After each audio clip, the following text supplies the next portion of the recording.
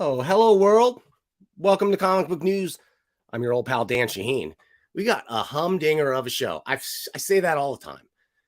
This is one of my most anticipated shows in a really long time because I don't know. When I like comics that teach me things. I like nonfiction when I read in comics and not in comics. Well, that's one of the things I like to read the most. I like learning about complicated, intricate, weird things. And so today, that is one of the things we're going to talk about. With our guest, Michael Finn. Michael Finn what is he? He's a writer.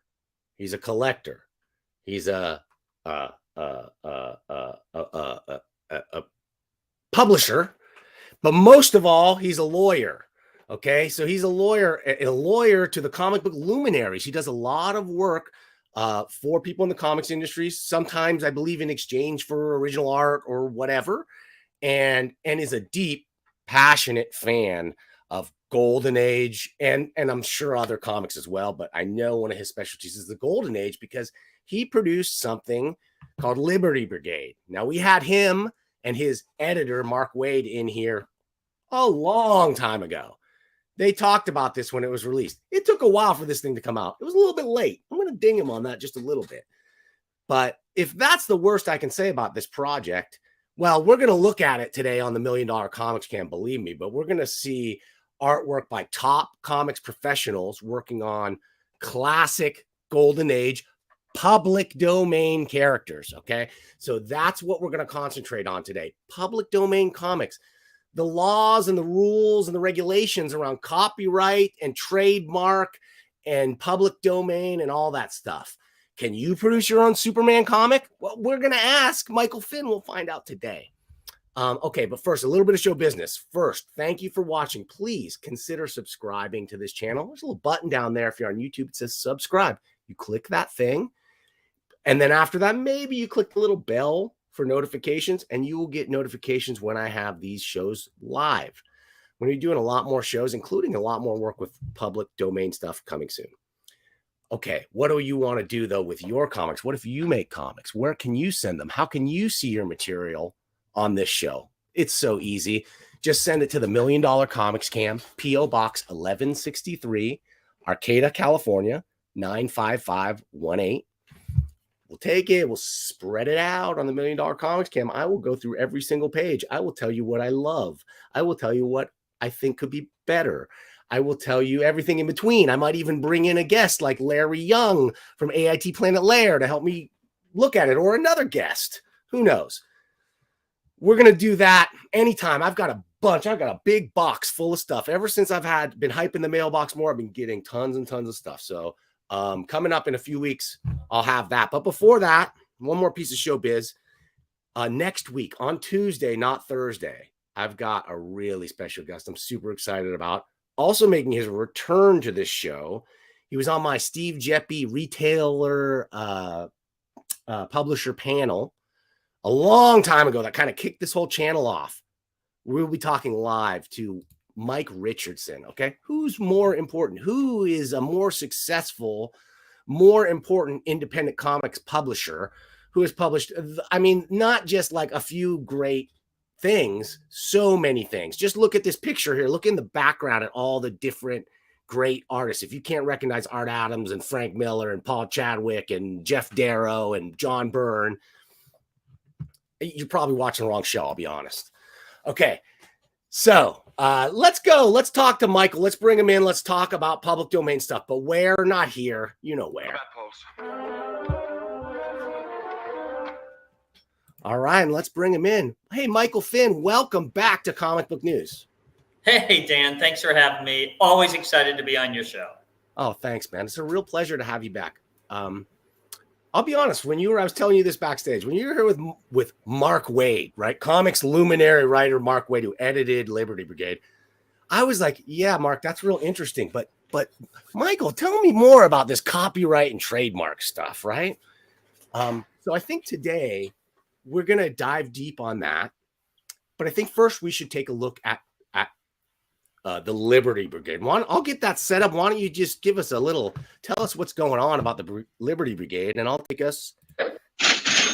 All right. Well, as you said, the Liberty Brigade is a superhero team of almost entirely public domain superheroes taking place in the 1940s. We put out gosh, Dan, what is it, 140-page graphic novel and 5 books around it. We're working on issue 2 and 3 right now. We're working on Blue Flame 2 and Blue Flame 3 also. And then we went out and bought, and here, I'm announcing it first on your show. I went out and I bought, I don't know, over probably 200 pages of Golden Age art that was penciled, inked, and lettered in 1945 and lost for 80 years. Whoa. Never published. I'm going to start publishing it as backup stories in all kinds of my comics. So it's been lost for 80 years. No one even knew it existed. Artists or characters we might be familiar with? No, but here's what's interesting. How about some names? I have a few pages. I don't have the complete story of Mr. Miracle, predating the DC Mr. Miracle by years. Some of you might know Siegel and Schuster after Superman created a character called Funny Man. Well, I found 2 unpublished stories of a Funny Man villain who had 1 appearance before Siegel and Schuster. So we now know that there were 2 more stories that were done. So nobody anyone's ever heard of. Just these were a whole bunch of heroes that never got to be published. They never made it to the finish line. And so since this is the topic, who owns the copyright on those? What's the legal status of stuff like that? So that's a really great question. So this would have been done as work for hire in 1945, and the publisher went out of business, but they owned all the rights. What actually happened was the financier went to the publisher's studio and took all the art. Said, okay, well, you're out of business. You can't pay back my loan. I'm taking it all. And the financier just put it in their house for 80 years. And I've been buying it. Wow. The other issue is, of course, in a lot of the cases, we don't know who drew or inked or wrote the stories because they didn't have credits all the time back in 1945. Sure. So, but look, these stories have waited 80 years. Xandu the Mystic. You'll see Xandu the Mystic coming out. There's a public domain character called Boogeyman. He had 2 stories and 1 text story. Well, I found 2 more unpublished stories I'll put out. So I just think it's great that these have waited 80 years, but they're going to see the light of day. I think that sounds fantastic. So let's talk Liberty Brigade. Interesting choice of cover stock. That's the first thing that I thought of when I saw this. What's going on with this like sort of textured cover stock? Yeah, I thought that was really kind of cool. I mean, we went with great artists. I wanted this to be a really quality product all the way through. And I just thought it was kind of a neat feel. If you rub your finger on it, it's kind of bumpy. It's kind of nice. It's slick and bumpy, right? It's got hand feel to it that I like. Yeah. And it's thick enough that it's got a really cool look unto itself. And then when you've got guys like Barry Kitson, inked by the great friend of the show, Mick Gray. Yep. And then you got a Ron Frenz and a Joe Rubenstein on the other half. How did you approach and procure such a high-end talent? Well, I mean, look, I know a lot of the people. I've been in and around comics, right? I'm a big art collector. I am a lawyer, so I do a lot of legal work for a lot of these guys, and my fee is generally $0. I always tell them, well, if you liked what I've done, you want to draw something, I won't say no. And I've had this idea for a long time. And a lot of my friends that were professional were kept encouraging me, why don't you do it? Why don't you do it? We'll help you. We'll help you. So for the main graphic novel, you're correct. The main artists are, of course, Ron and Barry. and with great inks by Joe and Mick. Having Mark Wade as an editor is fantastic. A quick Mark Wade story. He's looking at a page and he says to me, Michael, this page is great. There's not a word I would change. I start to feel really good. And then he says, but the way you have the characters talking is not the order they're drawn on the paper. So, oops. So, you learn a lesson every time. Yeah. Mark also helped me write my way out of corners. And I also, would use Photoshop, which you can do today, and flip panels, right? So the panel, because I'm not always as good as Mark. Mark might be able to write exactly the panel. I needed to flip it so I could have the characters talking in the order that I needed. But it was really great. All these people came to play. Almost every client of mine ever, George Perez, Gary Leach, Alan Davis, Rick Veach, almost everybody, Mark Buckingham, everybody that I've ever done something for all came to play and helped me out. And that was really awesome for me. I mean, that's a who's who. The names that you just named, if anybody doesn't recognize some of those names, those are some of the cream of the crop of talented comics artists of the day. I mean, I just want to look, just in this one alone, this is the Hero Files. I'm not even going to name everybody, but Gary Leach, of course, the great Rick Veach, friend of the show as well. Drawn the Battling Hobo. Fantastic stuff. I love it. You've got George Perez, as you mentioned. You got Gary Leach.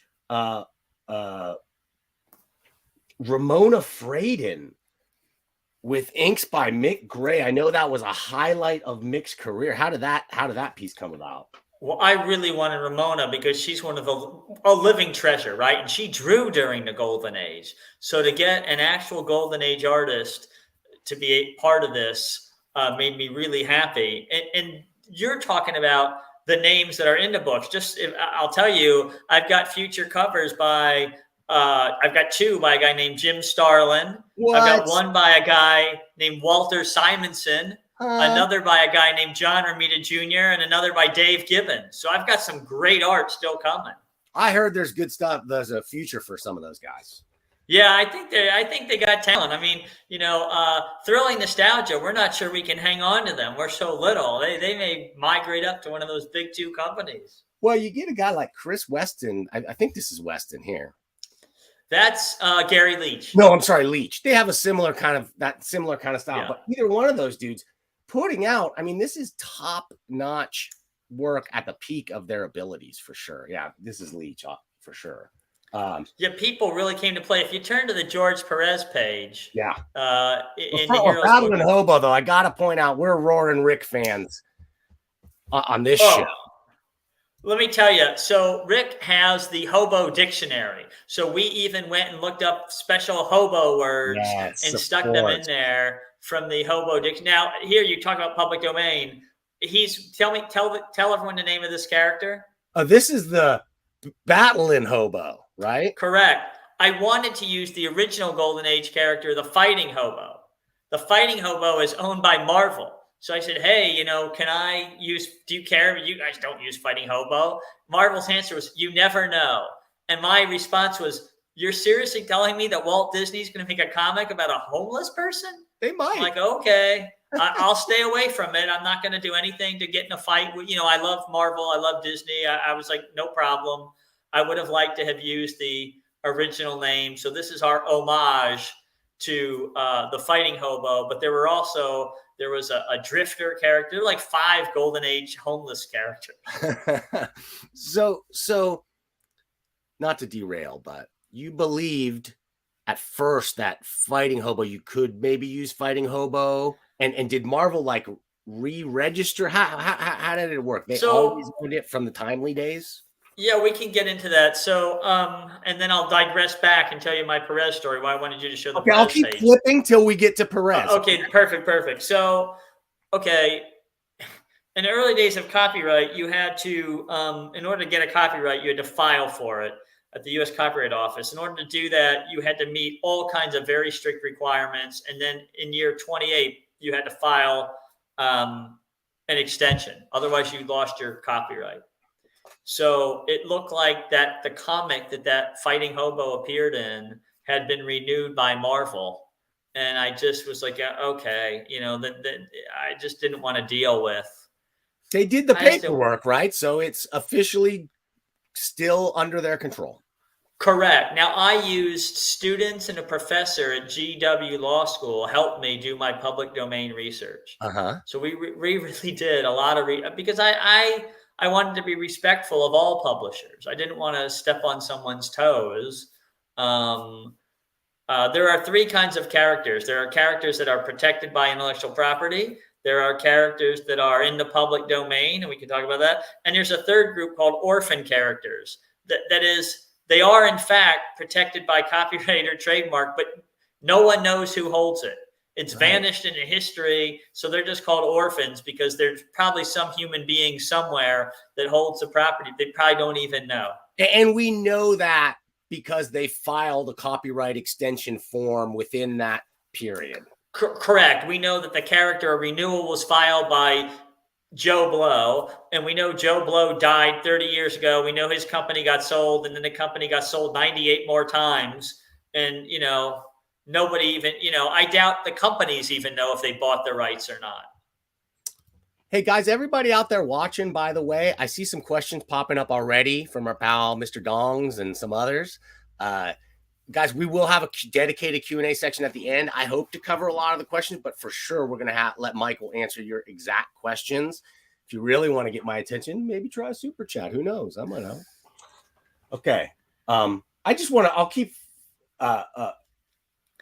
paging through here because it's page after page of killers, Michael. Like really, I'm going to admit, I like the Liberty Brigade graphic novel, but I love the hero and the villain files. Like these are made for me. Thank you. So these are all one-page origins of heroes and villains that show up in the Liberty Brigade or will. Most of the time I was true to their origin, but occasionally there's a character that either never had a name or never had an origin. So I gave them one, right? So there'd be a character, well, this guy never had a name. Well, okay, I'm going to give them one. Other times I was like, I have to have an origin for this character because it will help me understand the character. Everybody did one-page origins except Gary Leach, who is the comic professional I've known the longest. And as you can see, Dan, he did 3-page origins. Oh my he really gosh. wanted to do 3 pages. Wonderful. And he just said, I'm going to test you as a writer. And he just really laid it out there. He did beautiful work. I mean, it looks like his early Miracle Man, for those who know, or Marvel Man, depending, in Warrior Magazine. It's just lovely. He is known for being an obsessively detailed artist, and it just comes through. I haven't seen work from him in a long time. Honestly, I wouldn't have thought he had kept up these kind of chops because I just haven't seen anything. This is great. It is great. He did great work. His chops are still there. Look, he's such a hyper perfectionist. So he was extremely late, right? And caused me great anxiety. I remember you telling me about that. Great anxiety. I was like, I might have to fly to London. You're not the first guy he's vexed with that, so it's okay. No. So I know you'll get to, I think TNT is, there you go, George's. There's George Perez. God. Tell us about this work for George Perez. So yeah, if you show that last panel. Yeah. So I being respectful of George and, I said, hey, could you do this for me? He said, yeah, I'd love to. And we talked, and I just wanted him at the last. So all the one-page origins are generally 3 panels followed by a 2/3 splash. And I just wanted to have TNT. The guy's name in the Golden Age was TNT Todd. Yeah. And for like 28 issues, he's just an FBI agent, and they always call him Todd. No one knows if it's his first or last name. And the last few issues, he gets his power, and he's called TNT Todd. And no one seems to notice that Agent Todd isn't around and TNT Todd. So I changed the name here to TNT. I thought I can't. But here's the story. If you look at this amazing panel, I asked George just to have the guy flying or maybe just blasting Robot Master. And he says to me, Michael, I am George Perez. I cannot draw TNT fighting a single robot. I am George Perez. Yes. And he went off and just delivered a beautiful, gorgeous page. I mean, just knocked it down. And we're all huge George Perez fans here. Who's not? He's one of the greatest artists, most friendly, most just all around great fellas. Tell us though why this is his last published piece of comics artwork. Is it interior art? Yeah, he called me, and when he told me he was ill, George has been a client of mine on and off for years, and he said, he told me he was sick, and we talked about that, and he said, "You're going to have the last page of interior art I've ever drawn." Oh my gosh, what an amazing honor! An amazing honor. And I have the original page, and I it's very well protected, but it's just beautiful. And you can just see George, pouring his heart on that page. And to me, it was kind of his way of saying thank you to the long relationship we've had. And I personally couldn't be more proud. Having George's name early helped me recruit some of the others also. And he's one of comics' nicest guys, and he raises so much money for charity. I can never say enough good things about George. Yeah. Don't you hate it? Like, I almost hate him, like hate guys like that it's like, how nice can you really be? Like, how can you be that talented? You should be a jerk at conventions. You should treat your fan. No, he is the opposite of all those things from somebody with a level of talent and respect that he gets. Like, there's the George Perez level, I think, is the top tier of mainstream comics artists. I would agree. Anyway, a great guy, and just blew the doors down. Trying to see what you have there. Oh yeah, the Triple Terror. Yep. And then you have, so one of my conceits, that's Yankee Doodle Jones and US Jones, two different companies. And in my world, they are cousins, because who creates, only in the golden age could someone name themselves, I'll name myself US Jones. Yeah. And the other, I'll name myself Yankee Doodle Jones. Okay. So at least I made them related, because otherwise it was nonsensical. Well, there's so many patriotic themed characters in this book that I lost count, and I'm willing to bet you didn't use them all like that. I didn't. There were, in the golden age, there were hundreds of companies that popped up, published, and vanished. They all wanted to have patriotic. There's so many. In fact, in this unpublished trove, I found a guy named Johnny Law, and he's dressed in red, white, and blue. Yeah, and these predated Simon Kirby Cap. No, some are come right after. I mean, they're all popping out around the same time. Because I just wonder, like, did Simon and Kirby, were they part of that wave, or did they start that wave? No, they were part of it for sure, and they started it with is it the Shield? Which is the one that predates Cap? Is it the Shield? The Shield, I think, right? What? Right. So look, I mean, again, Simon and Kirby. You're talking about two of the great creators of all comic bookdom. Yeah. Okay. And then this is the villains files.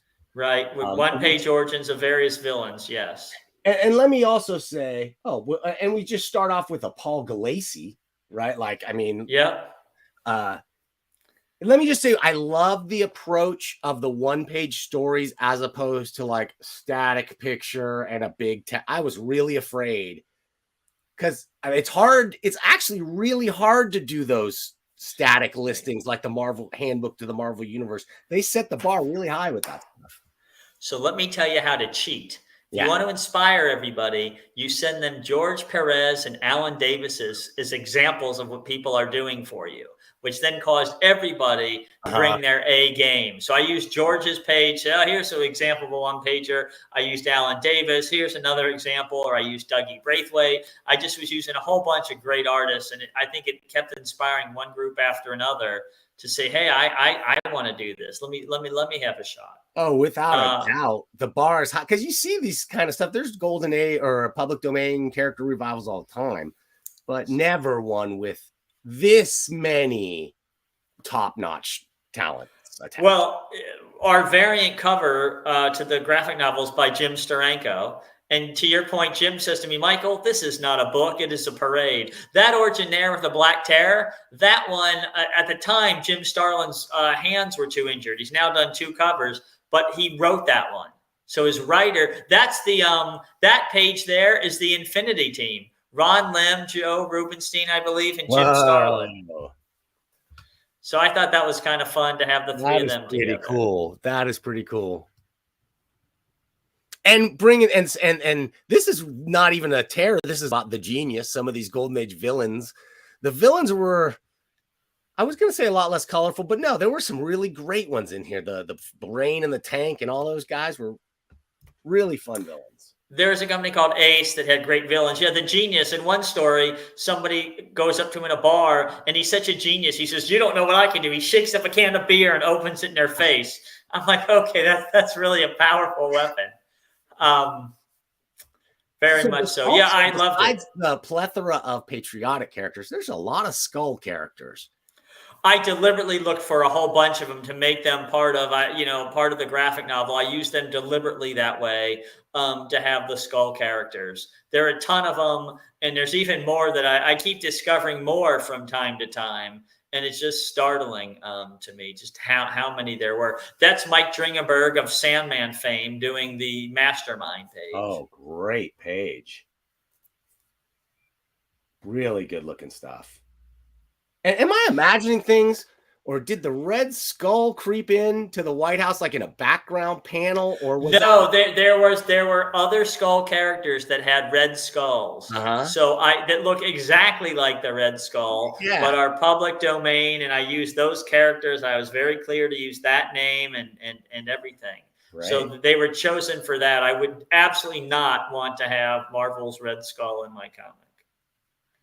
The Zebra might be one of my favorite characters I had never heard of before, too. Really, really. And this page is one of my favorites, too, in the whole source book. Wonderful. Well, thank you. The Zebra was drawn quite frequently in the Golden Age by Joe Kubert. Wow. So it has quite an illustrious set of artists working on it. So, yeah, anyway, you can see I really look to have a good group of characters in the book. Mike Lilly just did that Daredevil there that you just saw. So I really tried to have fun with it. That really is on the right, the true origin of the puzzler from the Golden Age. He helps a bank open their vault. They don't give him a reward, so he puts on a patchwork costume and turns to villainy. Why I'm like, oh, I know. If only he'd received a simple thank you. Who knows what he might have done? And I can tell just looking at this, just at the figure work and the inking that this is Rick Veitch, right? Like it is Rick Veitch, 100%. He's such a great guy. He is such a great guy. Are you reading his new Rarebit Fiends and Maxi Mortal stuff? I am, and it is fantastic. Rick is at the top of his game. Good as ever. Rarebit Fiends, I have to say he published one of my little dreams in there, and that was very kind of Rick. But boy, if you want to talk about a guy, a modern day Kirby, Rick Veitch has more ideas than anybody I've ever met, and just constantly has ideas. I wish there was an 80-hour day for Rick Veitch. And his ideas are not superficial ideas. No. They're really well thought out ideas that like probe human consciousness and he's a hero. I agree. And there's a great drawing of the clown, right? Who's kind of like a Joker, but I really like that villain. He plays a big role. He's one of the main villains. But the clown, I think he's great. Who did this? Is that Kevin West? Yeah, looks like West here. I'm not familiar with him, but it's great. He does great work. I mean, he does these busts all the time like that. And I saw a few and was like, I've got to get this guy to do this. I mean, he just blew it away for me. Just really did great. So yeah, so we did these one-page origin books. We did a lost scenes where I wanted to fit in a few more characters. There you see the lost scenes. So just quickly there, I have a friend named Bruce Fenton, and during my Golden Age research, there were 2 Golden Age villains named Fenton. Fairy Tales Fenton, who made fairy tales come to life, and Professor Fenton. So I took Professor Fenton and I drew him to look like Bruce Fenton, my friend, who's a lawyer in a 3-piece suit.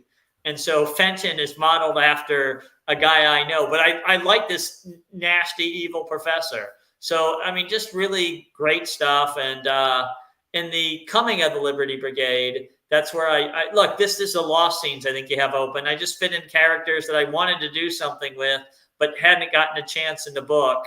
So there the villains are talking about what they've done and how that's the funny man right there on the right. That's the villain funny man from the golden age that predates Siegel and Schuster's funny man character. Wonderful stuff. And this was a fun project. It was worth the wait. I'll say that, Michael, but I got to give you a little bit of a hard time for the delays on this project. But when it comes through with a level of quality and quantity like this, it's all forgiven. Once I had the books in hand and I start looking at, especially, like I said, the source books, I'm going like, I'll wait 1,000 years for this stuff. I deserve that. I think we were over 2 years late. We really deserve that. But I'll tell you something. I think we delivered 200 more pages than we said, and we delivered, here's the problem. When the editor is employed by the writer, there's no one to stop the writer who says, well, I want to add this story and I want to add this. I felt like it was making it all better and better and better. I will tell you the truth. Mark and Barry and others kept begging me to just stop, Michael, and get the product out. But I wanted this to be great. And so I'm like, no, I'll just keep paying. Everybody seems like they're okay. I keep showing off art. I'm not taking their money. They can keep seeing it happening. It's coming. And so I hope people everyone seemed pretty happy with it. So I think we delivered. And look, like a rookie quarterback, I got Ron, I got Barry, I got Joe, I got Mark Wade, right? My words are 10 million times better because Mark helps me, challenges me, changes things. When I write myself into a corner and didn't know what to do, he fixes it in 5 words. Did he help you with the patriotic puns and the corny rhymes? Occasionally, I had a ton of them, and occasionally we would go back and forth, and he would change them. Occasionally, I changed it back, but some of them are Mark's. Where Mark's like, "Hey, I think this one's better than the one you have, but I liked it." But a lot of Bill was me. All his corny, because there's some real groaners in there, but it's acknowledged in the book, so I enjoyed it. And then when you think back to the source material, how full of that stuff all of those books were, like everything rhymed or was a little weird quip. It took it home, I think. Well, Mark's really helpful on that. I mean, I got to give him a ton of credit. He's a phenomenal editor. I'm sure that all kinds of comic talent who worked with him as an editor back in. Mark's just so generous with his knowledge, and there's not enough good things I could say about him. Yeah. He's a cool guy, friend of the show. He's been here before. I hope he'll come back again sometime soon. Okay. So it took you some time, but like you got a day job, right? I do. You're a lawyer. So why you is your specialty intellectual property? Do you have a specialty, or is that just an area where you've become really interested and done a lot of research for your project? It's an area, many years ago, I knew something about it. A long time ago, I was an intellectual property lawyer for a major company, but that was a long time ago in my career. So, but it's always an area I'm interested in, right? Because of what we do. I do a lot of pro bono work. That means I don't charge clients. I do that mostly for people in the comic book industry because what I can offer is a deep knowledge of comics and legal, right? You can go there's great lawyers in the world, but they don't know how to find anything, right? Not many of them can say, well, hang on a minute. Jack Kirby said this in this interview, and he said that over here. Wait a minute. That can't be stolen because there's a Kirby ad in this fanzine that Roz Kirby, said that we have this for sale. So it couldn't be stolen. Or I'm not trying to be, that's just an example, right? No, so you have the legal knowledge specific to intellectual property law and the domain knowledge of comic books, and you bring those together to become like a super lawyer, right? Some kind of lawyer from another world. Well, were there any Golden Age super lawyers? Yeah, the Mad Hatter who's in my book was a lawyer. Okay. So he's in the book, the Mad Hatter. He was a lawyer. Yeah, there are a couple, but he was one. So I liked him. That's why I picked him. Okay. So let's move into the intellectual property portion of the show. And for that, I think we got to come out of the $1 Million Comics cam and where? Into the virtual cave. Oh, whoa. There's 2 of me in here. Sorry. That ain't right. There's 3 of me in there. Okay, wait, that's better. And let's talk a little bit about public domain law. We talked about the Liberty Brigade. So let's talk about public domain. Okay. And let's talk about first, let's just lay a sort of groundwork here and just talk for a second about copyright versus trademark. Just can you give me like I think this explains it pretty well that trademarks protect word, phrases, designs, or logos that distinguish one brand from another, while copyrights protect tangible pieces of work like comics, movies, music, and literature, giving the creator exclusive rights. Would you agree with that as our baseline definition? I do, and you could have both. Something could be both copyrighted and trademarked, but that's exactly right. Okay. And so I had Paul Levitz in here recently, and I asked him. I want you to tell Paul, I'm not charging you. There is no meter. That was the only thing that annoyed me when you said we're gonna have Michael on. The meter's gonna run. I'm like, don't charge anybody. Is that anything, what he said? Paul. I couldn't quite make out that comment that he said. I don't know. He must have been drinking or something. I thought it was so weird. It was so bizarre. His answers were a little cagey, but I feel like that's just Paul Levitz. That's like he's a kind of a cagey, reserved person. Doesn't want to say too much, speak too much out of turn about like the bungling in the DC contracts department since the pandemic and all that stuff. Right. But we're not going to deal with that. What I sprung him on, or what I sprung on him rather, was what I asked him about John Byrne and his Elsewhen project. Are you familiar with that project? I am. Okay. So let me give you my take on it and you tell me where I'm wrong, because I think I'm wrong.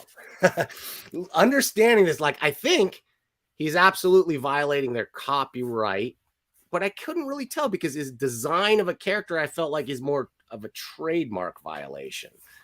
So I feel like he's violating copyright in some ways, but he didn't use this X-Men trademark on here. Somebody else put that on there. He's purposely avoiding all the trademarked logos and stuff and publishing these for free on his website and selling the original art. So tell me, is he breaking the law?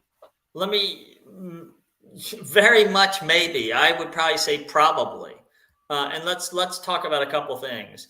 Enforcement is different between trademarks and copyrights. Yes. If you have a copyright, so I don't know, the Liberty Brigade, my story is copyrighted, right?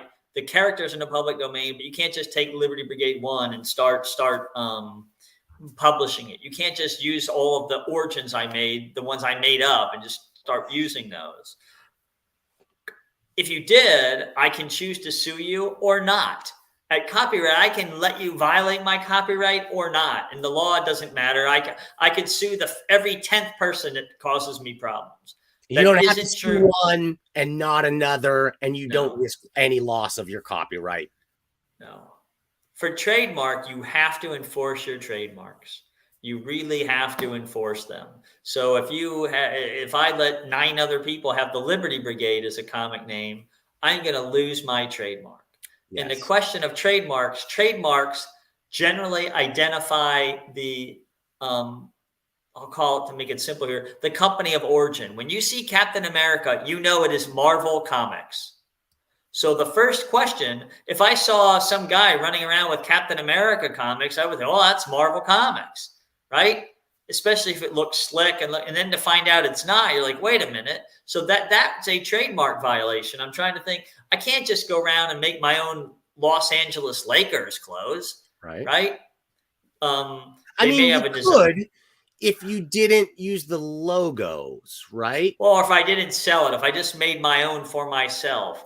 But so the enforcement rules differ, and what they're protecting differs. Now, I'm pretty sure Byrne didn't put that X-Men logo on there. He did not. These were put on by fans, and these got yanked promptly. They were put up on a print-on-demand site. Somebody sent them to me, to the $1 Million mailbox, but then they were immediately gone, and you couldn't find them anywhere.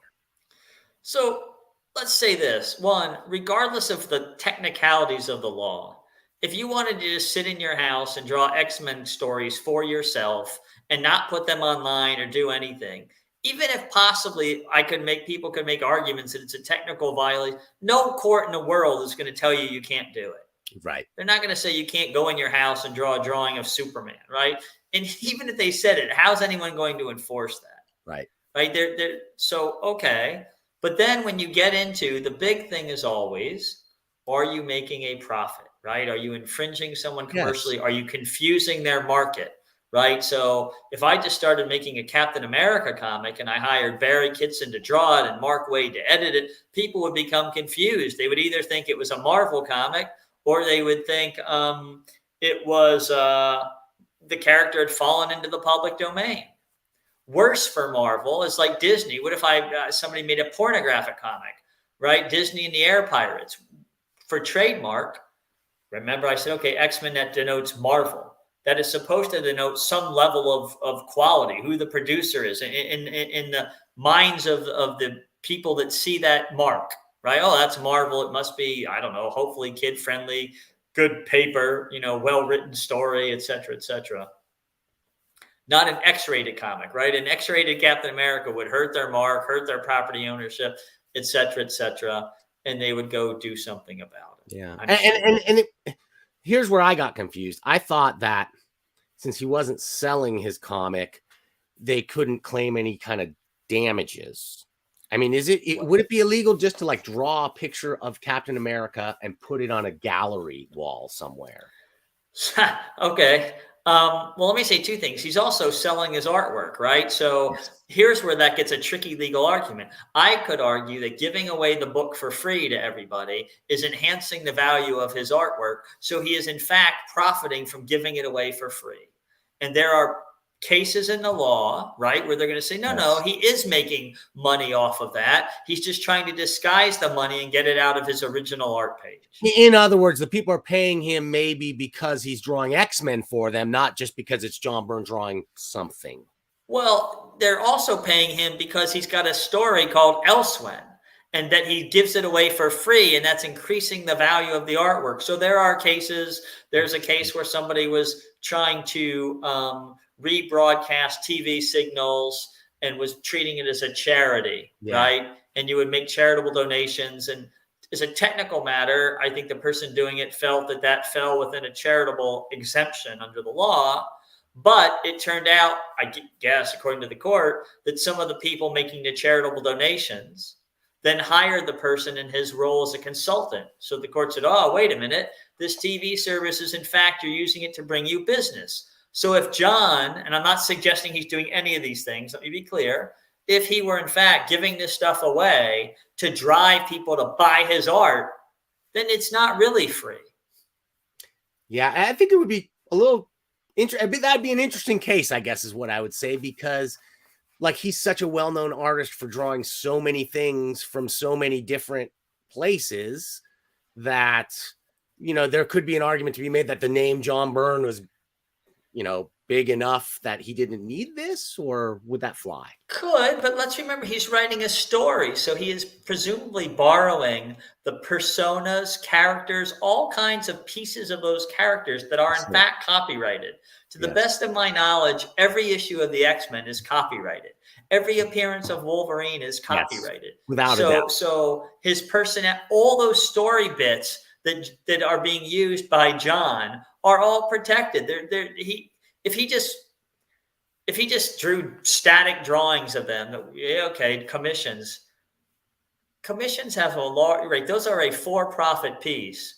There are probably some pretty strong arguments that they're technically unlawful, that people can't just go around drawing other people's characters and selling them for money. I believe that the reason the publishers don't do anything about it is the hue and outcry. Remember that all the people that will be screaming are going to be the people that buy their actual product. I think if artists went around drawing, pornographic Wolverine all day and it started to get into the marketplace and on your show and confusing people, Marvel and Disney, I hope would probably go do something about it. Yeah, he's but the best most of the time. No, what I was going to say though is, do you think it's because So John Byrne kind of gets a pass in the sense, and like he's not opening the door for anyone else to do this. If I did this tomorrow, besides it being an aesthetic crime, Marvel could very easily come after me and let John Byrne continue doing what he's doing, and the two things would have no bearing on each other. They could, but remember, some of this is not a legal issue, right? If you write a crappy you write and draw it, and it's just dreadful, and Disney sues you, right? You're going to be all over the web. Everything's going to say Disney's suing this poor guy who made a crummy comic that he sold 12 copies, right? Even if the law's on their side, they're going to win the battle and lose the war, right? Everybody's going to think, what bullies? That's not who they are. I mean, I suspect that the lawyers know that it's probably the commissions are technically unlawful. And I also suspect that Disney's smart enough to know, hey, most of the people doing them are our employees or want to be. Most of the people buying them are our big fans. They read our comics. They see our movies. They come to they're not hurting anybody. And maybe they learned their lesson, because I do remember Disney suing daycare centers for painting Mickey Mouse on the wall. I know. I remember that was a story. And I think they must have learned a lesson from the backlash maybe that they faced from that, and did sort of a cost benefits analysis on what it's costing them versus, the damage to goodwill and their name. Yes, I think that's exactly right, that you got to always weigh those things, right? If you're going to write a cease and desist letter to, a 10-year-old kid, you just should already know the New York Times, the Chicago Tribune, probably a U.S. senator, they're all going to be screaming, like, what kind of message is that? Yeah. Right. And look, that's why trademarks are dangerous, in the sense that I'm sure that Disney has had to enforce, and I don't mean to always pick up Disney. So Time Warner, let's say, I'm sure they've had to be enforcing trademarks from time to time when they really didn't want to, when they would have tried to say, hey, why don't you take a license for some money, because you don't really want to be suing little kids and other people right. There's a really famous letter that I think it's the Jim Beam Company wrote. Someone was abusing their trademark, and they wrote a beautiful letter. We're so proud of you. We see how much you love our product, but unfortunately, we're really not allowed to let you do this. Would you please stop? Happy to send you a case of Beam. I mean, it is considered one of the best legal letters ever, because they clearly were trying to be kind to someone who was really a super fan, but was putting themselves in a position where if they didn't enforce the trademark, well, when the next person comes, and they might become unable to enforce their trademark. So that's a different story, right? And so that's where John Byrne was smart by not using any of the trademarks in the work, because then Disney would have to come after him to protect the trademark. Is that right? Well, remember, you can, I'd have to look, but Wolverine could be a trademark of Marvel, right? They can use it as a trademark as well. So it wouldn't surprise me if a bunch of them were trademarked to the extent they could, right? And they use Wolverine as a source of origin to indicate that it's a Marvel Comics good. Even the corner box, the logo corner box or whatever, stuff like that. So it's not as cut and dried as all that. It is not as cut and dried. Okay, let's say that is the case, and Wolverine is a trademark. The appearance of Wolverine is trade, and John Byrne has violated that here. Does that open up that trademark then to be considered not protected? If the company doesn't enforce its trademarks, people can start raising that as a defense to trademark infringement, and then they can be found to have abandoned the trademark. Okay. That is the perfect segue, because I want to get off poor John Byrne, because I love John Byrne. Yeah, I don't mean to pick on Byrne. And again, I don't want to stop John Byrne from putting out great output that fans are loving, and that he's obviously loved. He could draw whatever he wants, right? And literally, he could work for probably either company and draw, and he has drawn every character for all of the companies. This is a passion project. I think he's a great artist. I love his stuff. So I was just answering the legal questions. Yes. I hope he continues to do things that make him happy for as long as he wants. Okay. Let's shift topics for a second here. I had Bill Willingham on my show, and what he said, and you just jogged my memory. Okay. So I'll just to recap for the fans out there. A guy named Andrew Rev purchased Kumiko back in the late 80s. And Bill Willingham, who owned all the rights to the Elementals, it was creator owned, decided he would just sell his rights out to Andrew Rev, and they had a contract in place. And according to Willingham, who obviously has access to the contract, he says that Rev violated certain terms of the contract, has not been protecting the trademark of this, and that the contract explicitly stated if certain things happen, the rights reverted to Willingham. Willingham believes that stuff has happened, so he declared on the air on the show, Elementals belong to me, and now it belongs to you in his public domain. Tell me what's wrong with that scenario, if anything. Okay, well, in order to get the rights, this Andrew Rev fellow had a contract, right? So let's first assume there's a contract, right? Yeah. And the contract said, Rev, you have to do certain things, and if you don't do these things, something will happen. And I worded it like that because first, did Rev do them or not do them? Usually the other party isn't the judge, jury, and they're usually called the plaintiff versus the judge. So number one. Number two, if it's a breach of contract, what is the remedy? Does it say if you breach, all the rights immediately become Bill's and he doesn't have to do anything? Does it say, Bill has to go to court? What are the details of that clause? Correct. I mean, Bill might be right. The rights automatically revert to them and they're mine. But what if you start doing the Elementals and Rev sues you and says, well, I didn't breach. Willingham's, a liar. I'm making this up, right? This is a hypothetical. What if he says Willingham's just a liar? Well, now, and then what if Willingham says, oh, you're right, I made it up. Well, you've got a world of problem now. There's no, is Willingham going to indemnify you? Or are you just going to believe what he said on your show and hope that Rev really did breach the contract and hope that the contract that you haven't read says that all the rights become Bill's? Yeah, it's a risk even Bill's not willing to take, right? Willingham's not willing to take that risk. But if somebody was, and he believed that Rev has threatened many times to sue, but never sues, that's his thing. So if somebody was willing to roll the dice and put out Elementals comic and use the trademark Elementals mark and did not get sued, would that then just cement it? Or that would give at least further fuel to anybody else who wanted to put out? Maybe. I mean, look, you just still would like to know. You want to make sure, one, don't reprint any of the characters if they're copyrighted, but you got to make sure did Bill get the what did Bill get back?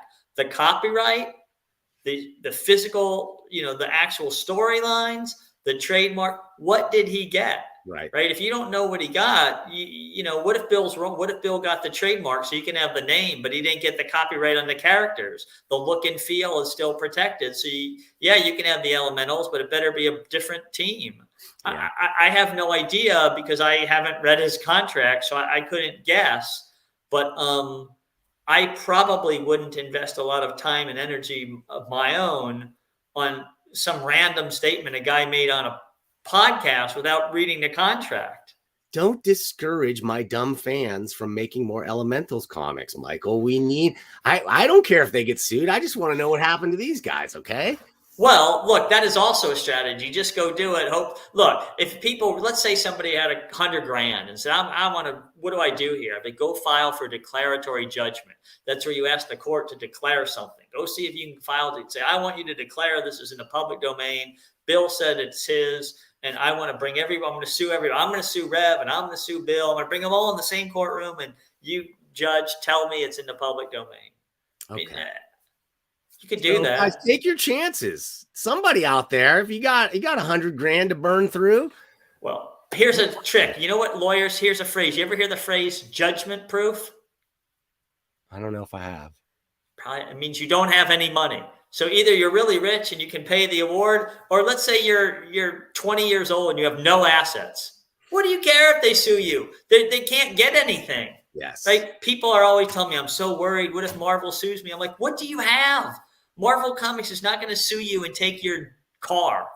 They're just not going to. The Walt Disney Company is not going to have an article written that they sued a 20-year-old guy, won, and then proceeded to take his car. They're just not going to do it. Yeah, right. Okay, that makes a lot of sense too. But there's a lot of people out there that might feel like they have something to lose. So could they maybe, I don't know, could they protect themselves by forming an LLC or something like that? It doesn't give you a lot of protection when you're in some of these intellectual property areas where Really? people could have a statutory, there's something called statutory damages. So for copyright violations, you get, I'll make it up, 25,000 per violation by law. So normally, Dan, if you come over and you punch me and I fall down and I sue you, well, I didn't go to work and I blah, blah, blah, I have to prove how much was your medical bill? How much? A statutory damage is where the law says, if you do this, the person can automatically get this much per issue, per copy. That can start ratcheting up really high, really Sure, fast. absolutely. Okay, that makes a lot of sense to me. So guys, roll the dice if you want to, if you got the money, or maybe if you don't have the money. It's like you either have to be poor enough or you have to be rich enough to make this happen. Is that fair? I think it is. If you're 20 years old and don't have any real assets, why am I going to sue you? I can't. I mean, I guess I can make you stop, but I would probably just write you a letter, please stop. Or I would do nothing because you're selling 12 copies, and why do I want to give you any press? And then you start selling 2,000. Well, that's what I was going to say, is that Streisand effect alone, right, would be worth a lot. You almost want to get sued. There are plenty of people that want to get sued to get whatever product it is, a whole bunch more press. Is that weird? It's a time-honored strategy, right? Yeah. Movies love it if they get some bad. What is it? Any press is good press, right? Yeah, so, right. But yeah, the whole reason you copyright these things, just by the way, the right of copyright is all the way back in the United States Constitution, right? So we bequeath to authors and creators for a limited time. And just to lecture for 1 second. Yeah. The reason copyrights don't last forever is Congress made a choice. We will give you the right to prevent people from doing what you have a copyright to. So the copyright doesn't say you can do it. Well, I mean, you can, but it also says other people can't violate your copyright. In return for this monopoly, you only get it for so many years. And after that, this idea or whatever it was copyrighted belongs to the public now. Yeah. So the public made a trade. You get the monopoly power over it for X years. And after that, it's now belongs to society. Much like that's the trade. Much like correct. A patent. And it's a common good you're donating to. Okay, so this was the original intent of the law. That's pretty clear. And so, but since the 70s, laws have changed. Big corporations have big dollars at stake, and they have lobbied Congress to extend and change these laws. Can you give us a little just taste of what happened there and where that puts us now? So originally, as we said, you had to file for a copyright and everything had to be perfect or you didn't get a copyright. If you made one error, incorrect. Then you had to renew it by the 28th year and then it lasted for another term. When certain characters were getting near the end, so I think that when people always talk about poor Disney, I'm going to keep picking on them. And I actually love Disney. Steamboat Willie, right? The early Mickey Mouses, when those were nearing the time the public could have them, Disney and others went and talked about, hey, wait a minute, we would like an extension. We'd like more time. And Congress did that, which, okay, people are like, oh, that's, not great for the world. But Congress did something else too. It said, hang on a minute. The Jack Kirbys of the world, those kind of people that license something, thought they were only licensing it for this long. If we're making it go this long, then they have the right to take it back for this extra period.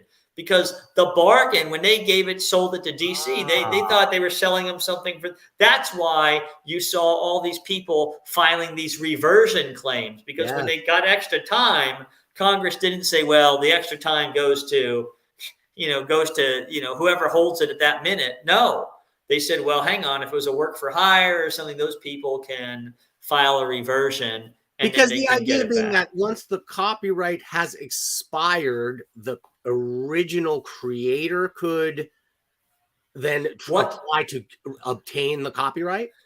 No, this was very close. This was when they made an extension. So you thought the copyright would last for this long and you made a Yes. deal with me. Now the copyright's going to last for this long.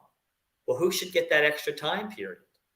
So they said the original licensor, the original creator, the person who sold it when he thought it was this long, now that it's this long, if they want it back for this little extra period, they can go get it back. Even in a work for hire scenario, because well, it depends again if they owned it, right? Like Siegel and Schuster created Superman. It's not work for hire. They sold it. So they said, wait a minute, they thought they were selling an asset for this long. Yes. Now it turns out the asset is much longer. Yes. Well, why should Time Warner get the extra years? Why should DC have? No. We will let somebody else. If it's work for hire, that was a different story. But if you came and created and sold it, you could file these reversions. So you saw a lot of people trying to file reversions. You saw a lot of Marvel people trying to claim, wait a minute, I want a reversion. So, and so it'll be interesting. What do you Some think of those has that been resolved? Like, I know there's the Siegel's case and DC Comics and Superboy and certain rights. Is there a way to explain that that's not going to take another hour, or that we can just kind of nutshell what's going on there? No. I mean, I think basically what happened in the Siegel and Schuster case was that people filed for the reversion to get some of their rights back. And that went into all kinds of, that case is so complicated. Yeah. Their lawyer got accused of Misty. There are a whole bunch of, I don't even know how to sort fact from fiction in that. Everybody had something to say about that one, but it's over. I believe that the family has plenty of money. They're happy. Everyone should be happy. Good. Okay. I'm going to do something risky. Actually, it's not risky because I already checked, but I'm going to pop this guy on here and I'm going to play a Superman cartoon, right? This is, I got it muted right now. I could put some sound on now because I already checked this. This is a public domain cartoon, okay? And I even ran it through the YouTube algorithms ahead of time to make sure that we would not be demonetized or copyright struck. And I was not. I can post this movie anywhere I want. I can monetize it. I can put it on a DVD and sell it to you if I want to. Is that right? And how does that work? So this is the Fleischer cartoon, right? This is the Superman cartoon. Yes. So what happened there was these Fleischer Superman cartoons. I think what happened there is they needed to be renewed and they didn't renew them. So the copyright. That's exactly what happened. In these cartoons, the cartoons went into the public domain. So let's talk about a few things. Yes, you can sell these, but you better be careful because if you say Superman, right, you could step on trademarks and all kinds of things and find yourself in trouble. I think if you just said, if the front cover said, this is the 19 whatever Fleischman cartoon starring Superman, which is a trademark of DC Comics, and I have nothing to do whatsoever with them, you probably could sell that because it's very clear to the whole world. And that's all text. That's not putting a Superman image, not causing any confusion, and putting right up front that I have nothing to do with them. I'm just, you probably could sell it. They are in the public domain. Of course, Superman is not. So these would stand for the proposition that that's not always 100%, that your licensee, right, can't hose the original licensor necessarily. Okay, and so, but this is what confuses me a little bit, is how hosed are they, in the sense that this did not make public domain any of the concepts used within Superman's look or outfit or shield or that kind of stuff, or did it? I mean, I know I can play this thing. I know I can show it. I can even sell it. I know there's people that sell these things for a long time. Yes, you can sell it. You can sell it. So, but if I made my own cartoon, and maybe don't even call it Superman, I just called it, the Kryptonian or something else, the man from beyond, the Venusian, and I just made it look just like this. Am I allowed to do that? Am I asking for trouble? Okay, can I sidestep that for a second? Yeah. I'm going to tell you, okay, Sherlock Holmes, right? Sherlock Holmes, I'm going to tell you that because I'm going to answer these. Sherlock Holmes, there's a series of books, right? this adventure, this one, this one, this one. What happened is the first couple fell into the public domain. The copyright expired. So somebody wanted to do, I think it was a Sherlock Holmes, wanted to write more books or something. And the Holmes estate wanted to sue them for violating copyright. And what the court said was, hang on a minute. As long as they only use the Holmes and the story plots and storyline of who Holmes is from those books that are in the public domain, they're fine. If in book 8 that's protected, I talk about Moriarty or his brother, well, his brother's under copyright. One of the things was, I think in one of the later books, they talk about, I think Holmes retires and likes butterflies. Well, if I write that story that he likes butterflies, I'm stepping on, I could be stepping on something that's in the book. So let's pretend one day Action Comics 1 falls into the public domain. What you get is the look, which it feel, will, and right? powers. I mean, which it will in not long. It shouldn't be so long if they don't extend it again, correct? Yeah. What you should get then is the look, feel, powers of that version of Superman. Remember that he's always evolving, right? So you can't take his power. He can't really fly around in Action Comics 1. He leaps around. He can't go into space in Action. I don't know if he used X-ray vision in Action, right? So all those things, you don't get those. You get this, 1940s version, right? So if you notice, the companies are always, I think Marvel, for example, like the trademark in Captain Marvel, right? So he's dead. Well, a court would be like, well, you pretty much abandoned him because he's dead. Oh, yeah, okay, we'll have a different one and a different one.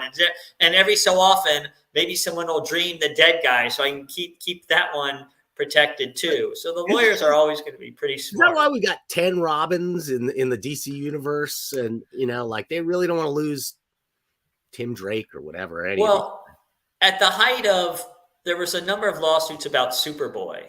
And at that time, DC changed Superboy. He ran around in a black T-shirt. And he was like a clone of Lex Luthor or something, right? So that had Superboy actually, had they lost the classic Superboy, they would have been like, we don't care because our Superboy is so different today.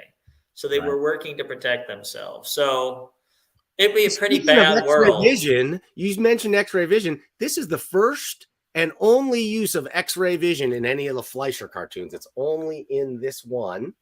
This is the only time we ever saw it. And so since this is in public domain, that just made me think of a question. Like I go, so if Action Comics 1 came into public domain and I created it, he didn't have X-ray vision, but then I used it and said it came from here. I mean, I know I could get sued. Anybody could sue anybody for anything. It'll be a long drawn out battle, but what's your gut feeling on something like that? Mixing and matching. So let me say this. There is not a lot of law on these issues, right? One, because oftentimes there's a corporation on one side and maybe a small player on the other. So people don't generally test these waters. I think most people believe that these videos are in the public domain as standalone videos, and it will be hard to sort of mix and now look, if Action 1 and Action 400 were both in the public domain, you might have a better argument about mixing and matching. All we know right now is if the early versions go into public domain, you can use them. Yeah. It's a fascinating question if what had happened instead had been the last 3 Sherlock version issues, right? Do you now get to use? I would say you should, because otherwise all I have to do is protect book 1. I don't have to spend any money or doing anything else, and book 1 protects everything else, and that can't be the right answer. That makes a lot of sense to me too. I mean, are you in favor of the further extension of copyright? You know what? I don't know what I think about that, and I don't mean to hedge. It's just because I'd want to think about where are musicians, where are film, right? I mean, just picking like, well, I want Steamboat Willie to go, and that doesn't really tell you what's really going on, right? You say, well, gosh, that's not so good for them. That's not great for the world. The world will survive if Steamboat Willie is protected for 5 more years. But I'd want to be more thoughtful economically about what does it mean to the original licensors? What does it mean for people creating today? I will say I am 100% in favor that at some point the copyright expiration really does need to expire. Yeah. The Constitution says limited time. It doesn't say how long, but it is limited. I would hope you So- would say that, considering you're producing public domain based characters. 100%, I believe in that. And look at the reward, right? To the extent that I've done a good job on the Liberty Brigade, then our Congress all the way back 200 years ago did a good job in saying that, copyright should expire and it should go into public domain, because nobody had done anything. I'm going to get in trouble. Somebody probably did, but for the most part, nobody did anything with the Mad Hatter, right? So now I've written, I hope people like the art, like the story, the character's back. Maybe someone will read it 20 years from now, do something else with the character, right? So it's serving its goal of making it available for the public now to have access to these characters and concepts. And when I look at stuff like this is better than any Superman cartoon I've ever seen. Yes, but imagine a world where if any time your licensee screwed up anything, you lost what would happen is no one would license anything. And then I would argue that society would be poorer for that. Agreed 100% with that. Although I believe that when something does go into the public domain, man, what an enrichment of the whole world that is. I really can't speak enough about the value that can become unlocked even when things go into the public domain. I agree. Look at Shakespeare, right? Long in the public domain. People take the show and they'll do it one way. Then maybe they'll cast it with all women, or they'll do Othello, right? Maybe it'll be an all African-American cast, and Othello, I saw it with Jean-Luc Picard, was Othello, right? And they flip the way you normally think about it. But there's all kinds of, or you could tell a modern version. So there's all kinds of wonderful things you can do with these kind of rich stories. So it'll be a nice thing, I think, when these other things get into the public domain. Okay, let me ask you, here's a personal public domain project question for you. I would like to do sort of DVD commentaries on top of public domain cartoons like these. There's a lot of Fleischer stuff, Popeye and Superman, a lot of stuff produced by the government, Chuck Jones cartoons, etc. What would I want to do what would I want to avoid doing that would open me up to legal action? Doing nothing would be a bad thing. And what am I saying half jokingly? You would want to you can go online to the U.S. Patent and Trademark Office, and you can look to see if the work was copyrighted. You can look to see if it was renewed. You can go into the trademark database. So those are three really important things to do. Because just because a copyright doesn't exist doesn't mean the character is not trademarked. So then you need to just be thoughtful about how you're going to advertise what you're doing so you don't confuse anyone. That's that. Right? So that was my, should I avoid using the Superman logo or Superman, even the name Superman in advertising something like that? I suspect that you would be more safe in text, right? Saying, a DVD commenter of I'm making the year up, 71 Fleischer Superman cartoon. And again, at the bottom, this is a public domain cartoon that has nothing whatsoever to do with DC Comics, Time Warner, right? That's in good size font. So then it's harder and harder to argue that someone's confused if everywhere you put something, you say, I have nothing to do with them. I'm just doing the public domain. And by the way, a court would probably say, it's one thing to use a picture of Superman, easy to confuse people walking down the aisle. But how do you say that you're doing something with Superman if I can't use the word Superman? Yeah, right. And titles are specifically called out as protected from copyright protection. You can't stop me from referring to the Uncanny X-Men, for instance, because that's the name of it. Correct. And there are lots of cases, believe it or not, pornography spawns lots of IP cases. I learned these in law school. I don't, wasn't paying attention to the magazines, but there was I think a Playmate of the Year that wanted to have I assume some kind of adult website, and identified herself as Playmate of the Year 1983. And she got sued and she won. And the court said, no, she was Playmate of the Year. She can say that. She can't necessarily use the rabbit ears, right? That's your trademark. But she certainly can in text say, I was the Playmate of the Year for 19, whatever year it was. Yeah. So a lot of cases like that help inform people's understanding of where intellectual property law will go. Okay, that makes a ton of sense. I think I want to go to the to the comments. We've got chat. We got Okay. a bunch of people. I had 20 or so people sitting in watching this. I think we're answering some cool questions and some comments here. I'm just going to go through what I've got. Okay, there's more indie creators pulling Golden Age characters and making new stories. I think it's very cool. Now, of course, this is nothing new. We see Nick Barucci over at Dynamite Comics has been doing this for decades now, right? Nick's got a great company. He's got a great, cool thing. And I talk to Nick all the time. And I said to him, hey, I'm going to do this. And Nick's like, you're not going to put him in the modern world and you're not going to use the urn, right? That's a key copyright protected story element. Of course not, right? Nick's Golden Age characters, I hope I'm not spoiler alert, are largely taking place in the modern world because they got imprisoned in an urn and then became freed. And I'll tell you something interesting. No, I'm not doing any of that. That's very unique to Nick's world. Those story elements are Nick's. Also, if you look at my Black Terror, the classic costume, Nick's is a little different. He's changed the shape of, the domino eye mask and a few other things because he's giving himself protectable copyright IP. That's what mine looks like, but Nick's looks a little different. Yours looks cooler, Michael. Yours looks cooler. No, I'm not going to insult Nick at all. I love him. But he's giving himself protectable copyright pieces of the costume. But for what it's worth, I think it's awesome that people are doing it. I think it's great. I love that people do it. I would just always warn everybody, make sure that you're not using a character that someone has trademarked, and you can't use it in a trademarked way. Yeah. They can be in your comic, keep them off the cover. Don't put their name on it, right? Do things, be smart. That makes sense. You missed out on one of my favorite characters, Nature Boy. I was really hoping to see Nature Boy. Nature Boy is going to be coming up. I believe Trevor has got a Nature Boy story that he's been working on for me. Look, I'm throwing a whole bunch of characters coming. And what about, I'm going to throw another one in there. How about Powerhouse Pepper?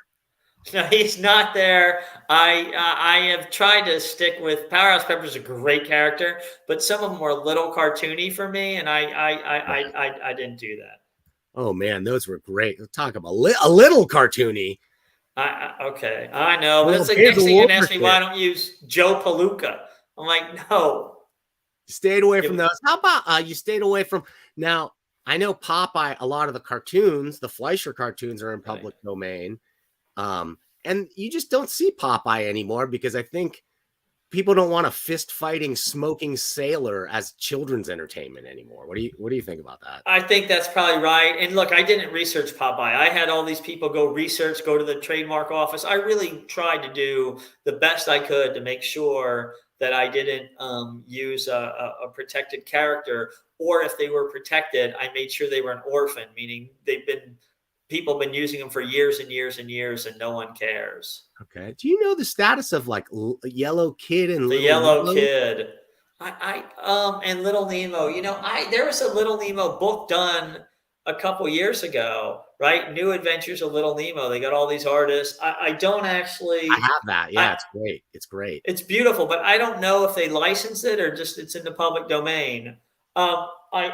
Image did some Golden Age characters, and I reached out to them. Based on its age, you would assume public domain, right? I would probably, but some of them are X years plastic. Yes, I would assume that he's in the public domain. Yeah. For Yellow Kid, yeah. I think some of the other ones are more. Nemo might be more iffy. I don't know, because I know there have been animated adaptations. But we're talking about the copyright maybe in the public domain. Remember, the trademark could still exist. And what the courts have said is we are not going to have, here's a great legal phrase, we're not going to have mutant copyrights. A mutant copyright would mean the copyright expired and people are trying to use the trademark to keep the character from ever getting out.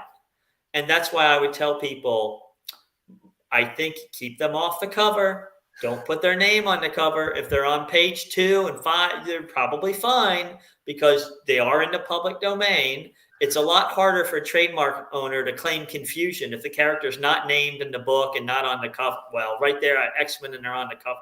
This is a mutant trademark right here. This is mutant copyright. Could be. Maybe Well, John misunderstood that concept. no, but it's a great legal phrase, right? A mutant copyright. So, Okay, oh I got boy. Mr. Dongs, longtime watcher Mr. Dongs says, what's the legal precedent for publishers based in countries with looser PD laws like Canada? Death of Chris was 50 years shipping comics directly to customers in the US. That's a nuanced question. Generally, you cannot. So take Peter Pan. Peter His Pan was example of Name or the Submariner is public domain next year. okay, and let's use Peter Pan. Peter Pan is public domain in the United States. Go write all the public domain stories you want. It is not public domain in England and may never be. My recollection is he donated Peter Pan to, I think, the Holly Street Hospital or something for children. So England keeps giving, they either have a permanent or much extended period because Peter Pan in England it protects a hospital, meaning all the royalties go to the hospital. So, for example, so they've carved out an exception for that. That's correct. But my point is, you can get in a lot of trouble trying to import an American Peter Pan story into England because you will violate British copyright and you get sued there. Yeah, isn't that wild? Whether they can get a hold of you is a different story, but you just probably don't want to be doing those risks. That's pretty wild. Okay, Glenn Howman asks, some of an author's work has fallen into the public domain, published under his pseudonym. The author's estate trademarked his NIM. Using NIM is nominative fair use. Yes? Well, okay, so using the name, boy, maybe, these are really interesting questions. I probably need 15 minutes, to actually research. I mean, so I guess what he's saying is like, if the pseudonym was a creation, it could also go into public domain because it's not the person's real name. Ergo, I should be able to put out a book and use his pseudonym. I think that's no, I think the question is, can I use their real name? I suspect you would be on better ground. Let's say the book was, I don't know. They trademarked his NIM. NIM, I think his name, I think he's trying to say the pseudonym. Oh, okay. Well, if they trademarked his pseudonym.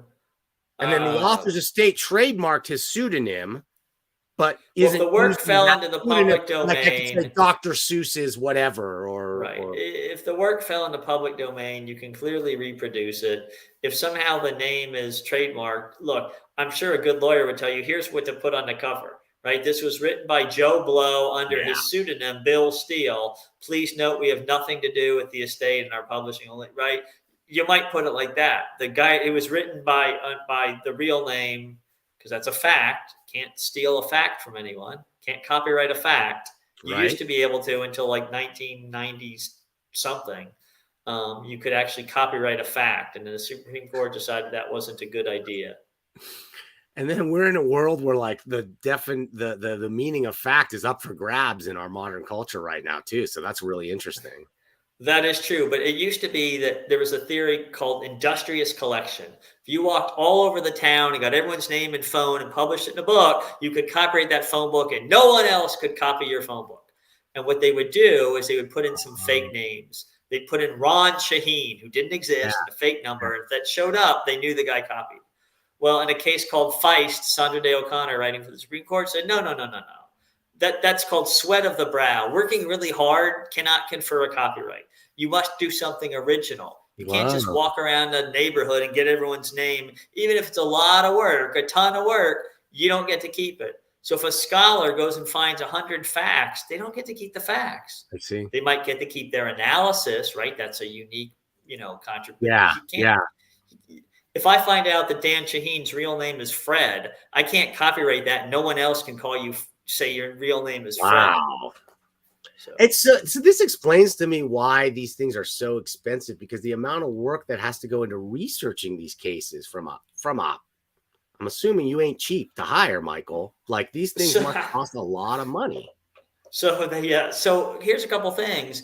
And these cases, for the most part, are fairly recent, right? In 1800, who was really suing anybody about this stuff? Yeah, right. And if you think about comic books, in 1940, they probably all thought it was going to last 10 years and be a fad. No one would have dreamed that in 2000 or 2020, or God help us, in the year 2500, right? That these characters are going to have so much value that people will want to write stories about them and do things. So the public domain, things falling into the public domain, no one would really care except that it inflames the imagination, right? If Harry Potter was in a public domain, we'd have a billion more Harry Potter movies.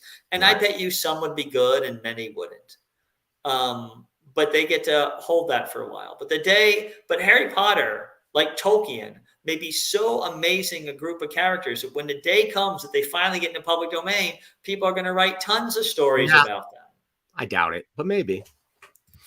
George is the real superhero, talking about George Perez. George Perez is a real superhero. And Michael Finn, that's a double first name almost. That counts like a good superhero name, I think. You think Michael Finn? Totally. All right. I know he wrote a book called Great Prison Escape, some guy named Michael Finn. I was going to ask you that. Well, like, what if my name was genuinely Harry Potter? You're okay. Just be careful, right? There's a McDonald's who wanted to open a burger joint, but then look, here's the thing. I did want to get into this. There are normal trademarks. I have trademarks. Mine are normal. There's a special class of trademark that become famous. The Apple, right? The little everyone knows that's Apple, and they get even more protection, right? McDonald's, the Golden Arches. McDonald's for burgers. So if you wanted to call yourself Bill McDonald's, okay. If you want to just call yourself McDonald's, telling the court that, well, that's my name. I would hold out little hope. And even if you could win, I wouldn't say McDonald's will do this, but plenty of times a little plaintiff or a well-funded plaintiff against a little defendant can, spend them into, oblivion. So, I think many times courts aren't that excited when they don't really believe the guy really truly wanted to sell hamburgers. Right. Yeah, right.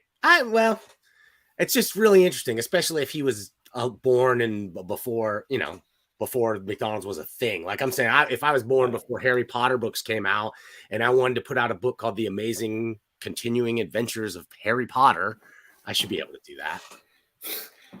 Well, good luck. But look, again, if it's not famous, so Lexus, everyone knows, many people on this phone know that Lexus is a car.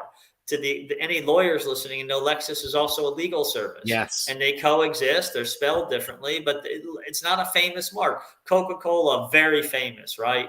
The Nike swoosh. You cannot put a swoosh on something and think you're going to get away with it. The court, with no chance, that is a famous mark. Anyone who sees that will believe that it comes from Nike. But on the other hand, can't something become so ubiquitous as to lose protection, like Xerox, Kleenex, Google? Yes. So two things. So Kleenex is tissue paper, and they always want people to call it tissue paper. So if you started just saying, hey, hand me a Kleenex, and you use the word Kleenex for any brand of tissue paper, it will become what's called generic. So, Xerox for a long time want to make a copy. Don't say make a Xerox, because you'd be on other companies. So you can become generic. So a lot of companies will work hard to make sure that people don't genericize them, because then they will lose their protection. Yeah, so that's what happens. It's the ultimate compliment a brand could get, though, to be that ubiquitous. It is, but then you lose it. So then everyone can call themselves Kleenex. Oh, I see. Because it's a trademark. Because it's generic now. It became generic. Wow. And so you have to. So if you're, and is that? Forgive my ignorance here, but I don't understand if that's trademark or copyright in that situation. Well, it's a trademark because you're identifying the place of origin. But if Kleenex is a brand name of Kimberly Clark, I don't know who it is. Everybody starts saying Kleenex for Public Supermarkets tissue paper and Kroger tissue paper, and I don't know, anyone's tissue paper. Well, it no longer identifies the origin because everyone calls it that no matter what. So you will see companies taking out ads to be like, don't forget to use, I'm making it up again, Kimberly Clark tissue paper, right? We call it Kleenex, because that way they'll show the court, look, I was fighting against being generic. Yeah. So yes, one could become generic. It's fascinating stuff. It's really weird when we try to put the idea of like ideas, taking ideas and putting borders around them. Well, an idea itself can't necessarily be, but again, let's use the swoosh. Anytime people see that swoosh, they know that it's Nike, right? Nobody thinks, "Oh, I wonder if this is Nike." You know, when you see that swoosh, almost everybody associates in their mind that it's Nike. The only other way you could turn it upside down or mangle it is a spoof, right? What is it? There's there's some clothing lines that have spoofy names, right? There's like North Face, and I think there's South Butt, right? Okay, well, everybody knows that South Butt is just trying to poke some humor. But the swoosh identifies the origin. People associate it with Nike. Golden arches. When you're driving on a highway and see golden arches, what do you think? McDonald's. Sure. Right? So that becomes a famous mark. So you can't have golden arches for, Mike's comic shop. And they're just golden arches. I just know you'll lose because famous marks get extra protection. Wow. And is that because, do you think it has to do with their fame, or it has to do with the money that those companies have? No, I think it has to do with the original intent, that it's to identify the purveyor of the good or service. Yeah. And if I let other people just use they're stealing all the goodwill I invested, number one. And number two, I no arguments here, but McDonald's connotes a level of quality, a clean store, safe food, right? I mean, you don't think you're going to eat it and drop dead. I mean, right? Salads and right? There's a level of quality. There's a level of, and they want that, of consistency, right? True. If everywhere you went, anybody just put up the golden arch, it would destroy everything they've worked to create.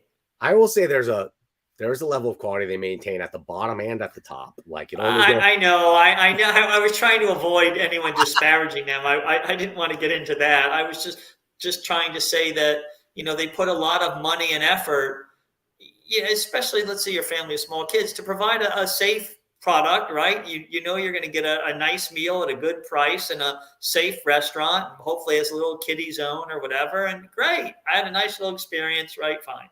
But if anybody just could put up if Shaheen had some, drunkards, he had a drunkard bar, people would walk in and be right. It starts bringing down the value that they've created in their brand name. So that's what that does make sense. Okay. I'm going to blow some smoke up your ass right now. Here's some comments. Right. This project should be a blueprint for other publishers. Like Mike said, get some talent and others will want in and bring their A game. Way to go. Also, Michael's my go-to guy anytime I get tripped up on legal issues with comics. Plus, he's just one of the greatest guys in comics. Well, that came from the greatest guy in comics, so Jeff. So that is, in fact, he is the greatest guy in comics. You will see a beautiful piece of work from him in due course on the Liberty Brigade that is really, the thing I'm amazed is that Jeff or Barry or Ron, these guys look at a blank sheet of paper. And can I digress for a second? I have never worked collaboratively in law the way we do with artists. So I might say something, and then Jeff or Barry, they depict it on paper 1,000 times better than I ever envisioned. Right? My mind I don't see the world the way they do. Right? I said to Barry, well, this is going to happen. They go up a mountain. I want a page, and then they're going to fight for a few pages. And I was deliberate to give him the room to run. And what he delivered was, I couldn't have come up with that in mind, but then I could script and dialogue. And it was really the marriage of writer, inker. I find it just utterly fascinating to see. I know people argue in films that everybody's a pain in the butt and ruins everybody else's images, but I've loved the collaboration. I think everything has made it better. I've loved Kitson since Legion 89. Like, I was a fan of Kitson. So when I heard you got him and superstar ink stud Mick Gray as the icing on that cake, right? I knew that this would at least be a project worth supporting. I didn't know if it was going to be the home run that it really turned out to be in my eyes. Like, the bringing in of all the other artists and the selection of artists, it's something that only somebody who really understands like comics could do. Anybody could use public domain characters, do the research, write a story, but it would be hard to understand what's so great about every one of the artists really that you brought in on this thing. They're all great. Wait till you see Jeff's work. I'll just say I wanted something that would be lasting. What I wanted was to hopefully inspire some reader to love these characters like I have so that they'll live for another 100 years. Yeah. And maybe that one will be the one that can write 20 books, right? We're going to do a few more issues for sure. Liberty Brigade 2, Dougie Braithwaite already turned in his pages, and Barry and I are finishing our plot, and off we go.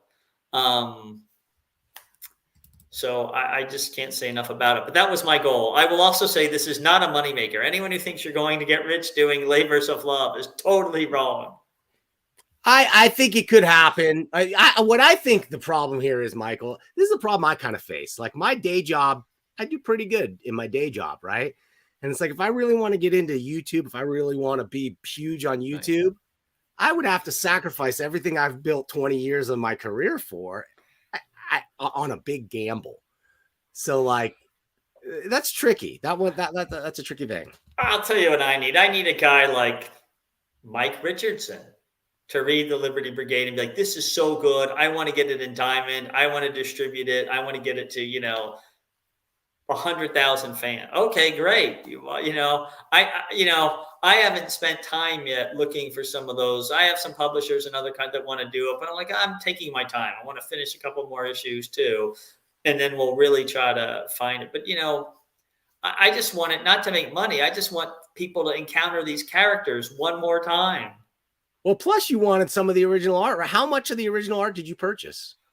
I own every single page except the Steranko cover, to which I have kind of a right of first refusal. So I have bought every. Yeah, that's also been a problem for pricing the project.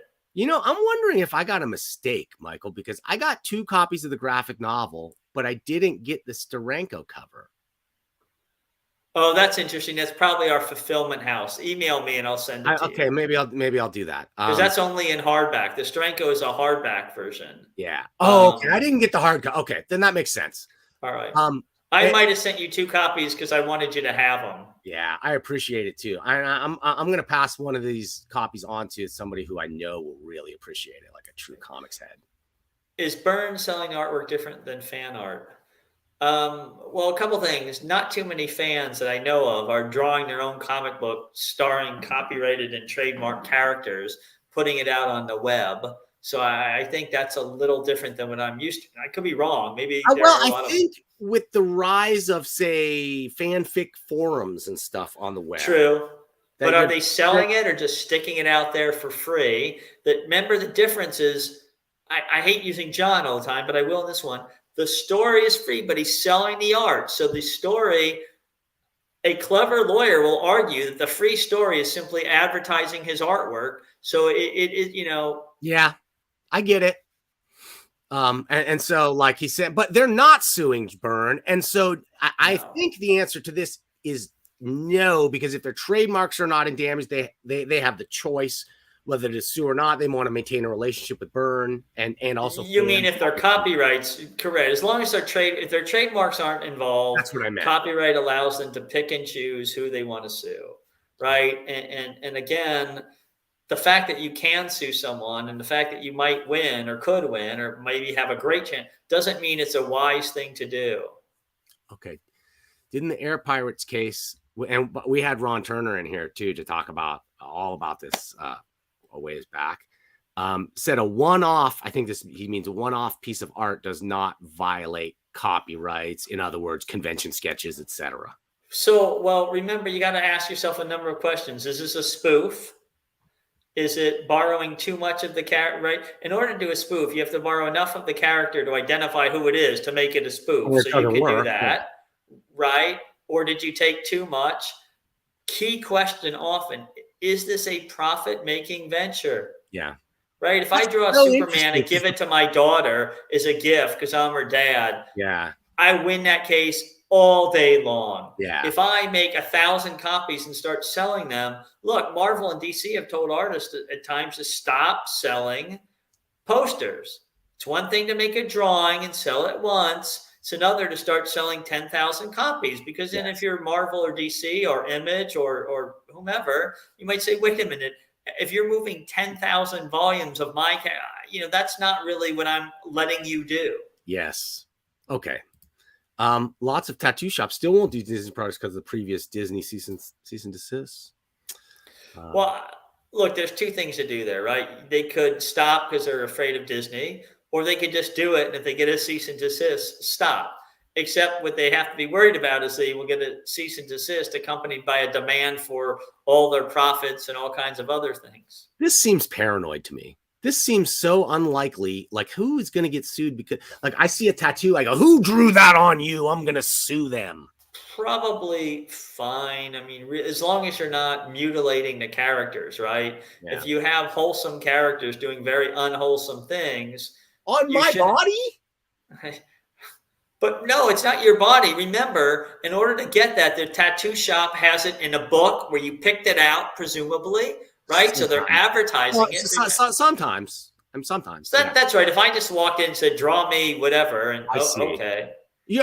Oh, okay. I see. It would be different than if I had a book of designs that I have that featured all these copyrighted characters. That correct. Now you're advertising now for sure. Yeah. Right. You're making money on my copy for sure. It's just a different case. Okay. Oh, this is a favorite topic. I wish I had thought of this. Calvin and Hobbes peeing on whoever stole a popular sticker in certain areas. Watterson thought it wouldn't die down and didn't jump on it. He also did merchandise like he could have. But so I don't think Calvin, the image of Calvin, is certainly copyright protected, but probably not trademarked. I don't know. I don't know if he filed a trade. I could Google it in 5 minutes and find out. I could just go to, but again, the trademark identifies goods. Just a picture of Calvin alone doesn't identify anything, right? Sure. A picture of Calvin and Hobbes on a set of sneakers might tell me that it's Waterston's shoe company, right? Peeing on a Ford? I don't know what that tells us. I have no idea. But look, when it comes to the internet, people are very careful. There's a major company that, in my mind, wrote a really stupid song about itself, really dumb. And someone put on their website and they wrote him a cease and desist letter. And guess what he did? He put that on his website. And instead of being on one website where no one knew where it was, I remember reading within the next day, it was on 15,000 websites. Yeah, that's hilarious. And it's a really stupid song. I mean, what the company should have done is not written stupid songs about itself. That would be the first thing. Don't write songs about yourself if you're a company. Oh, come on, man. What good is owning a company if you can't do that? I know. But so the reason I tell you all these examples is just look at all the crazy ways. Some are very legitimate, right? The people run afoul of copyright and trademark, or an owner doing what they're legitimately entitled to do, telling, hey, stop doing it, finds itself on, 15,000 websites. Okay, what else? Oh, man, we still got a lot of comments here. Sit still, Dan. Sorry, by the way, sorry for my graphics always moving around and being kooky and stuff. That's just kind of guy I am. Okay, let's see. Just some comments. Mickey Rat, a lot of work. Those were beautiful comics, and I found it really interesting that they lost that case because it was so clearly a parody, so clearly satirical. Yes, but they might have said, look, they borrowed too. I mean, look, there's also a time and place, right? Remember, sometimes a case someone lost in the 70s, maybe 30, 40 years later, the courts look different, right? We've evolved. We think differently about things. It's, so going to court sometimes is a roll of the dice for everybody. True.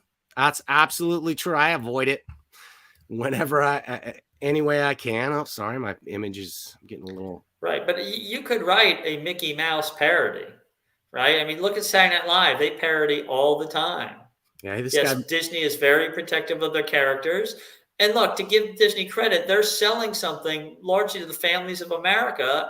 Look, would I have let the daycare keep it? Probably, or I would have given them a license and said, all right, why don't you, or why don't you keep it for a year and then get rid of it? Or I don't know, I would have done something. But, they just don't want people to ruin what they believe their trademarks connote. Yeah, I believe that case is one where it got to a lawyer and the lawyer just said, oh yeah, we got to come down on that. We got to protect, because maybe they wanted to open their own Disney daycare centers or whatever. I wouldn't have done it. I would not have done it. But again, I'm not. Maybe that's in fact what the person was doing. Maybe they put that little mural on all their materials and were running around doing it all the time. I'm sorry, I had to send my Calvin image. I mean, but look, that's probably a parody, right? I mean, Yes. I think people would just say that's a parody, right? I think that's it would probably survive. And Watterson is one of those guys who didn't care about the value of his intellectual property either. So he's like, I don't care, let him do it. I think that's, and look, that's their right. That is 100% their right. I'm not arguing. Look, I can argue against Disney too. Has work for hire ever been ruled legal in a court of law? Yes. I thought it's been ruled for hire many ago, times. Right? There's a famous sculpture case. I think Mitch Snyder versus Center for Coalition for the Homeless or something, where he made a statue. I believe the man's name was Mitch Snyder. He made a statue, and the hope was it work for hire? Was it not work for hire? It needs to be very clear when you have a creator create work made for hire. You need to write that in the contract. It's why if you ever do a contract with Marvel, DC, there's a ton of legal about that to get away from everything. So if a book like Tarzan, Man of the Apes is in the public domain, can someone republish the book? Yes, they can republish the book if it's in the public domain. They couldn't put Tarzan probably on the title or the cover of the book. No, they could if that was the title, but they might need to just be thoughtful about what they're going to say, right? Tarzan this has nothing to do with Edgar Rice Burroughs, which holds a trademark to Tarzan, right? We are simply republishing the name of the book. Yeah. Okay, this is a good point. Those covers obviously were not by John Byrne. If anybody thinks they were, he never used those logos, and he's stayed away from them assiduously. Yeah, correct. And look, I think Marvel at one time was trying to negotiate with John, at least the press reported, to maybe publish them. Look, I think John's doing great work, it appears, and writing a wonderful story, and this, that, and the other. You asked me as a lawyer, could I make an argument if I were Marvel and I really, really wanted to sue him? Sure, I could design an argument that giving away for free, it's a disguise, right? He's just doing that to pump the value of his artwork. So in fact, he is profiting. Yeah, I think the artwork's worth they would have to benefits analysis and just go like, John Byrne has brought us so millions and billions that we just don't care. Of course. Yeah, I think that's of course they could do that. They could maybe have a license already. Who knows? But I mean, of course. This was when you said the phone book thing. Yeah. I found it interesting that they couldn't copyright their sweat equity or whatever. But if they put fictitious names, if they made up names and phone numbers, how could they not be able to copyright? Well, because they used to be able to until this Feist case came out. Now a map is different. Remember, a phone book was alphabetical order, and the court said there's nothing original. The only thing you've done is sweat by walking from house to house. A map where what colors I chose, what rivers I used. You know, is it a relief map or whatever? Yeah, right. Now I'm not sure if the fake town alone will be, but if they have the same colors, if everything's the same, right? What do you call it? 1 inch equals 10,000 feet or whatever. What did he call that on a map? I just can't remember the word. Oh, in the legend, in the yeah, but the legend, the scale. The scale, thank you. The scale and some of the design, that may be original to you. Look, also there are things that the court says, look, there's only 3 ways to do this, so no one can protect it. Right? There are also cases that say that. I know our a guy we both know, Ken Quattro. He seeds his books with little custom things so he can find when people plagiarize him, and he calls them out. His last work, which we had him in here and interviewed him all about, was plagiarized pretty heavily on a well-known YouTube comics channel. Ken was not happy at all. And they didn't give him credit? Until after the fact. They took it down and redid it, and yeah, I thought it was not a good one. Generally, if you credit the people correctly, they're happy, right? He would have been.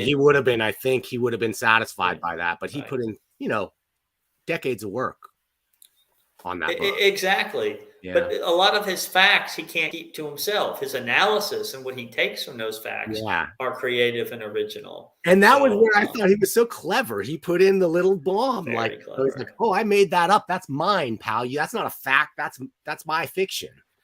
Well, I will only tell you that there's at least one character running around the Liberty Brigade who is not a Golden Age character, but everything about it, including their first appearance, has been set up to say they are a Golden Age character, so that if they ever pop up somewhere, I'll know the person stole them. They're copyrighted by Oh. me and owned by me, and they are not a Golden Age, right? They're a fake Golden Age character. Yes.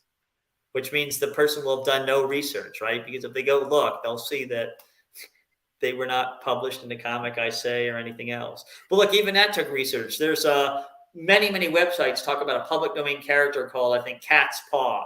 I did so much research to find this character. I went to the person who wrote one of the art. They don't exist. It's clearly a mistake, but it's on multiple sites. It's just not even possible. And then also they all have the final adventure of the Claw, the Golden Age villain, is wrong.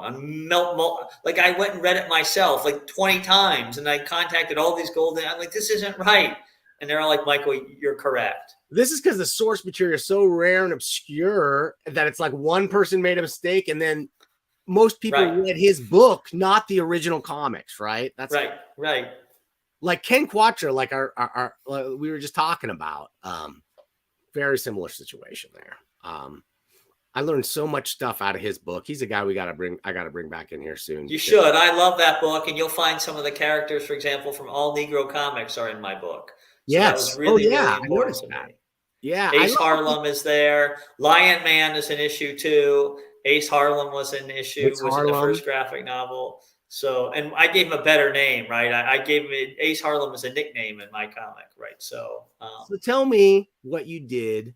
Okay, Golden Age was a different age, a different era, right? Yes. The way people interacted with each other, especially race and I feel like you did some stuff to try to address some of that in the book a little bit. There was a little bit of sort of implied anti-racism in some of the conversations and sort of a retconning of one of the characters, right? Yeah, a couple. So Johnny Rebel was a Golden Age character, the hero of the South. And in my comic, for reasons that are explained in the comic, he changed his name to Johnny Patriot. But he has a butler called Rufus. And in the comic of the 40s, Rufus is pretty dreadful dialogue, right? But it seems pretty clear he and Johnny are, in fact, friends. So in my comic, Rufus is Johnny's butler. And I'm going to give away part of it, a little spoiler here. But when they go talk to him, another character, we're your butler. We have a huge problem and we're going to talk to the butler. Rufus is a Tony Stark level genius, right? See how I just, in the book, and I decided that the government, he just pretends to be a butler because they're trying to protect him from the Nazis. They don't want to be like, hey, we have this super great African-American scientist. So they just have him pretend he's a butler. And he goes about creating all kinds of weapons and all kinds of things. So that was a deliberate choice on my part to fix. How about the green turtle? I found it a little, I wasn't quite sure what you were trying to go for with the Chinese nationality, yet the American, like he's true blue. What was going on there? No, so let me answer. So two things. One character in the Liberty Brigade is a villain. I figured some villains would want to be like not robbing banks and fight Nazis and be let me out of here. This is an existential threat to America and democracy. I may like robbing banks, but I'm still a capitalist. Let me out. I also wanted to have a non-American, and the Green Turtle was Chinese, and here's why I chose him. Most people forgot China was one of the allies in World War II. Number one. I did. Number two. I forgot that. I really was. Right, almost everybody has forgotten that. And another interesting fact in history, China granted many visas to Jews trying to get out of Germany. So where other countries like America and others were, we don't want go, too many, whatever. They just kept stamping them. And when the Japanese take China and tell them you need to kill your Jews, the Chinese, who had known Jews and traded with them for thousands of years, were like, no, we put them in a really bad area. They're very bad. So none of them were killed. So I wanted to recognize that as well, that they were an ally. They were an ally. They were one of the Allied powers in World War II. The Green Turtle is never shown to be an American. Throughout the Golden Age, he tries to tell his sidekick, Burma Boy, his origin. And one of the conceits is every time he starts telling the origin, they get interrupted and run off on an adventure. So you never learn the actual origin of the Green Turtle. That's a great gimmick, by the way. That's fantastic. That's how it should be. So you see that picture. Let's talk about one more thing. Yeah. The Green Turtle was created by a Chinese person. He was extremely worried. This is the only time you see his face like that is the cover. Every interior page, he's looking around a corner, punching, he never let them show his full face because he was so worried that they would turn him into a Caucasian, like they did to some of Matt Baker's characters. Matt Baker, I think it was Vuda, had a strong African-American character who turned white. As soon as Matt Baker left the book, the guy turned into a Caucasian. And so this creator was obviously quite proud to have a Chinese hero. If you'll let me digress, in one of my books, you see Dr. Clues is in one of my one-pagers. Dr. Clues would have been, to my knowledge, the first Chinese-American superhero in comics, except sadly the book got canceled before the issue he was going to come out came out. So I got this one page from the Golden Age of Dr. Clues. I own the actual page, and that's why I put him in the book, because I felt like poor Dr. Clues has waited 80 years to be seen.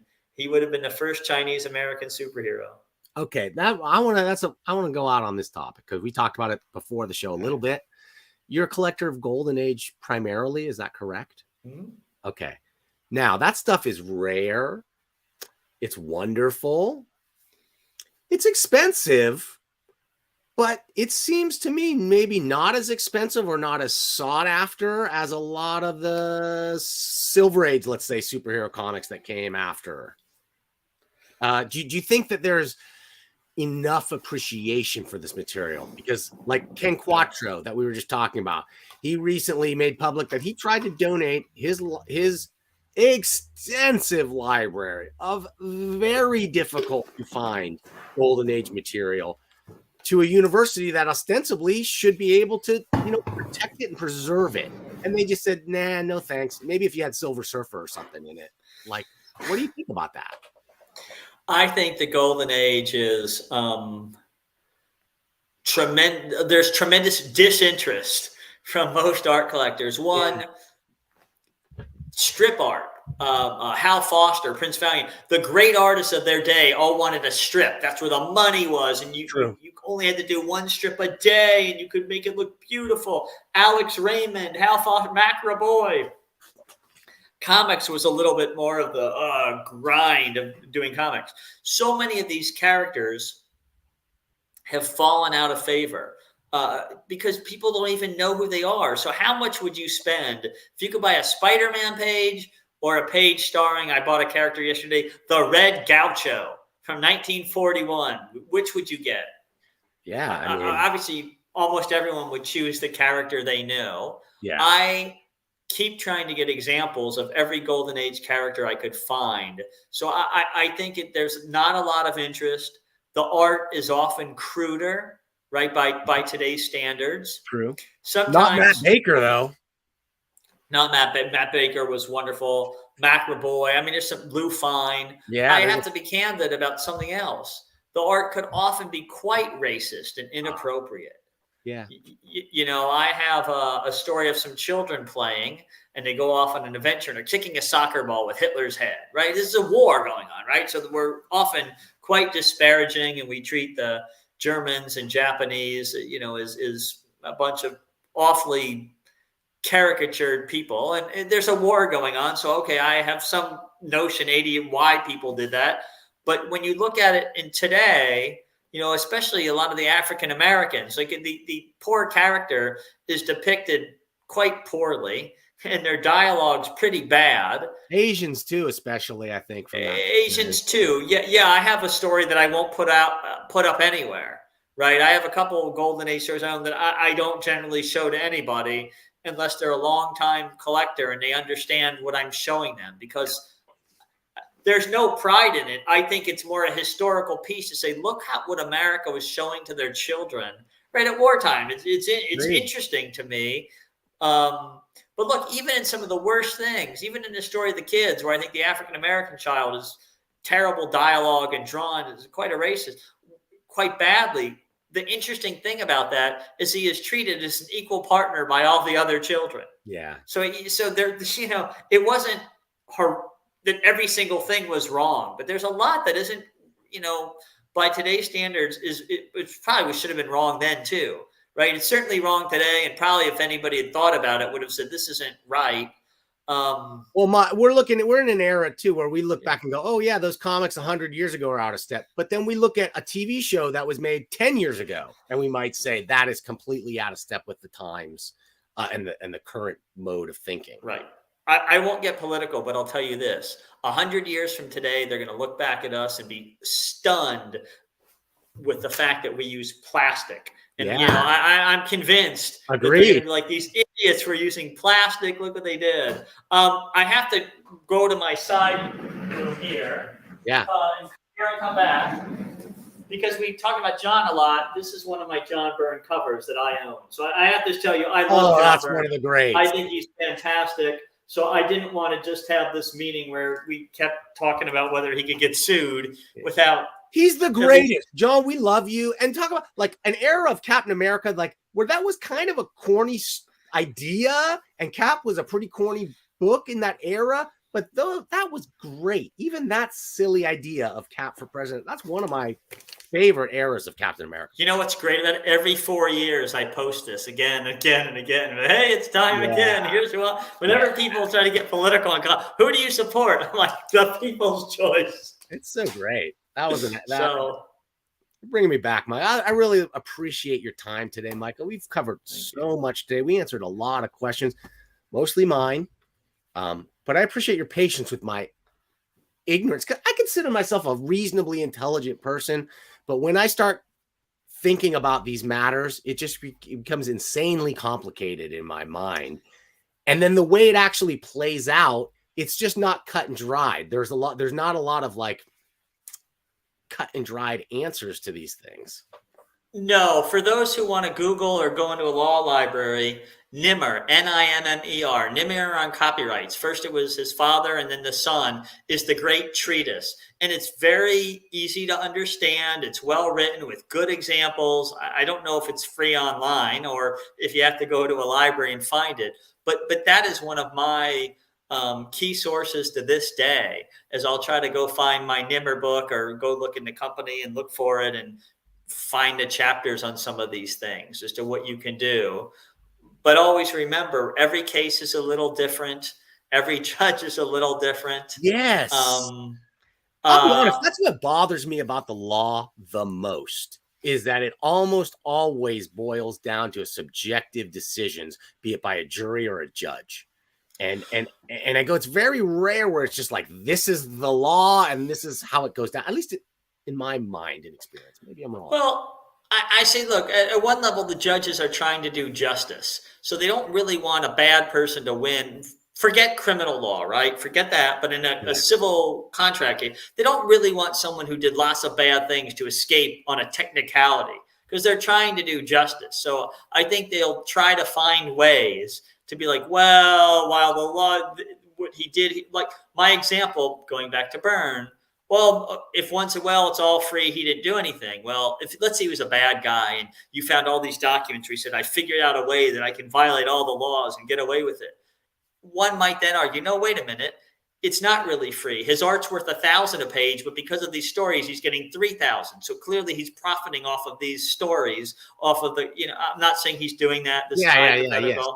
But, one might make an argument and a judge might buy it if they say, well, yeah, he's a bad guy. I don't want him to be able to get away with this. Yeah, and it's weird. And if that judge had a bad day or a bad experience in their life, sometimes that could color that decision. I almost feel like, would you, as a lawyer, would you like to see an artificial intelligence judge that interprets this law as written and makes judgments? Probably not, because I think that people really do. Every case is pretty unique, and you want to get into the guts of it and find out what really went on and what motivated them and this, that, and the other. And I think that that's not really great for a computer. I just would say that, as a general rule, the law is supposed to try to make sure that bad people don't keep doing bad things, right? So that's a simple way to think about it. I don't think I want a computer. Would you? No, I went to a symphony, and there was a famous composer who used math to write his symphonies. Yes. They're generally considered terrible. This one was all by math. It was awful. I was like, give me Beethoven and going crazy, or take it right. Just give me people who, yeah, I can see that, but with the state of artificial intelligence, we're entering a new era where you might not be able to tell the difference soon. I've heard some pretty interesting AI music recently. Well, that's because it's getting more and more and more clever, right? It's mimicking how humans think or what humans like, and this, that, and the other. Well, would you like to get a comic that a computer algorithm writes and draws based on? That would be interesting. I might. Oh wait, let's see. Here we go. Superman Fleischer cartoons are not in the public domain unless you strip out the music that's still under copyright, FYI. He's kind of right, because I tried to upload the very first episode of Superman, and the first 30 seconds got a copyright infringement on the music. So I just cut that clip out. I think that's great, and that's a great point by George there. Remember that each piece of the puzzle, each piece of the work may need, if you've got music and character and design, you got to look at each piece. It really is difficult at times. It's complex. It's complicated. It is. I'm also going to tell you right now that I'm bringing Masterman is in my comic. For those who know, Masterman stopped being published in Master Comics for fear of a lawsuit. I'm like, I don't care. And the reason I don't care is I believe Superman has evolved so much over the last 80 years that there is no doubt that Masterman is utterly and completely different today. And we're talking about the guy with the Nazi character, Masterman, or are we talking about? No, that's a Marvel one. I'm talking about the Golden Age superhero from Master Comics 1. Okay. I got a they stopped publishing it for fear of a lawsuit. Amazing. There was a lot of that going on. Just the fear of the law. It's interesting. Even whether the case would have been won or not, and the amount of money that it takes to fight a lawsuit. It's just all of those things come into play for how the stuff shakes out. Well, people forget Shazam was a huge character. Captain Marvel by Fawcett. DC sued him and won.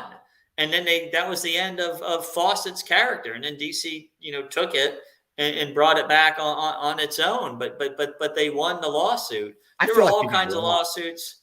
I got to tell you, if you study the Golden Age, half of these publishers, when they weren't ripping off all their talent, they were violating the paper limits, right? Because of the war. I mean, I'm sure there were a lot of good publishers too, but there's a lot of really interesting, borderline, if not over the border criminals running around in Golden Age comics. This is cool. I have movie roasting nights on Fridays and Saturdays at 9 p.m. We roast public domain movies, and a lot of them are not public domain because of the music. Like Plan 9. Plan 9 was definitely, one of the ones that was on my thinking list to do some commentary on. What's really cool is if you take a video and you're curious about it, you can upload it to YouTube, set it as unlisted, and it will just do a copyright check for you, and it'll tell you the bits, and you can cut those bits out. I find that a very useful technique for this show.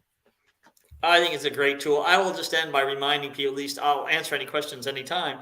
Always go to the PTO, go to the website, and you can put in Superman, and it'll show you if there's trademarks, and you can go to the copyright, and you can always go find these things. So there's really the law says there's no excuse for somebody not doing that minimal effort of at least checking those two things. It's easier than ever now, I think. It's easier than ever and getting easier.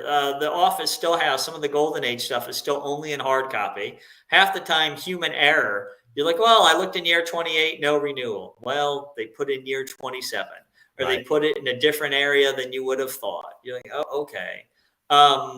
I will also confess that there is at least one character that is copyrighted to a major rights holder, but I just don't believe they even know it. So they're in my book. I don't care because I'll be thrilled if they send me I'll be thrilled if someone there figures out they own it. And it's not Disney or Time Warner, because I know they'll figure out everything. Yeah. But there's another major party. I'm like, I'm going to use this. There's no way they care. If they do care, that'll be fantastic. Okay, well, that's our challenge, folks.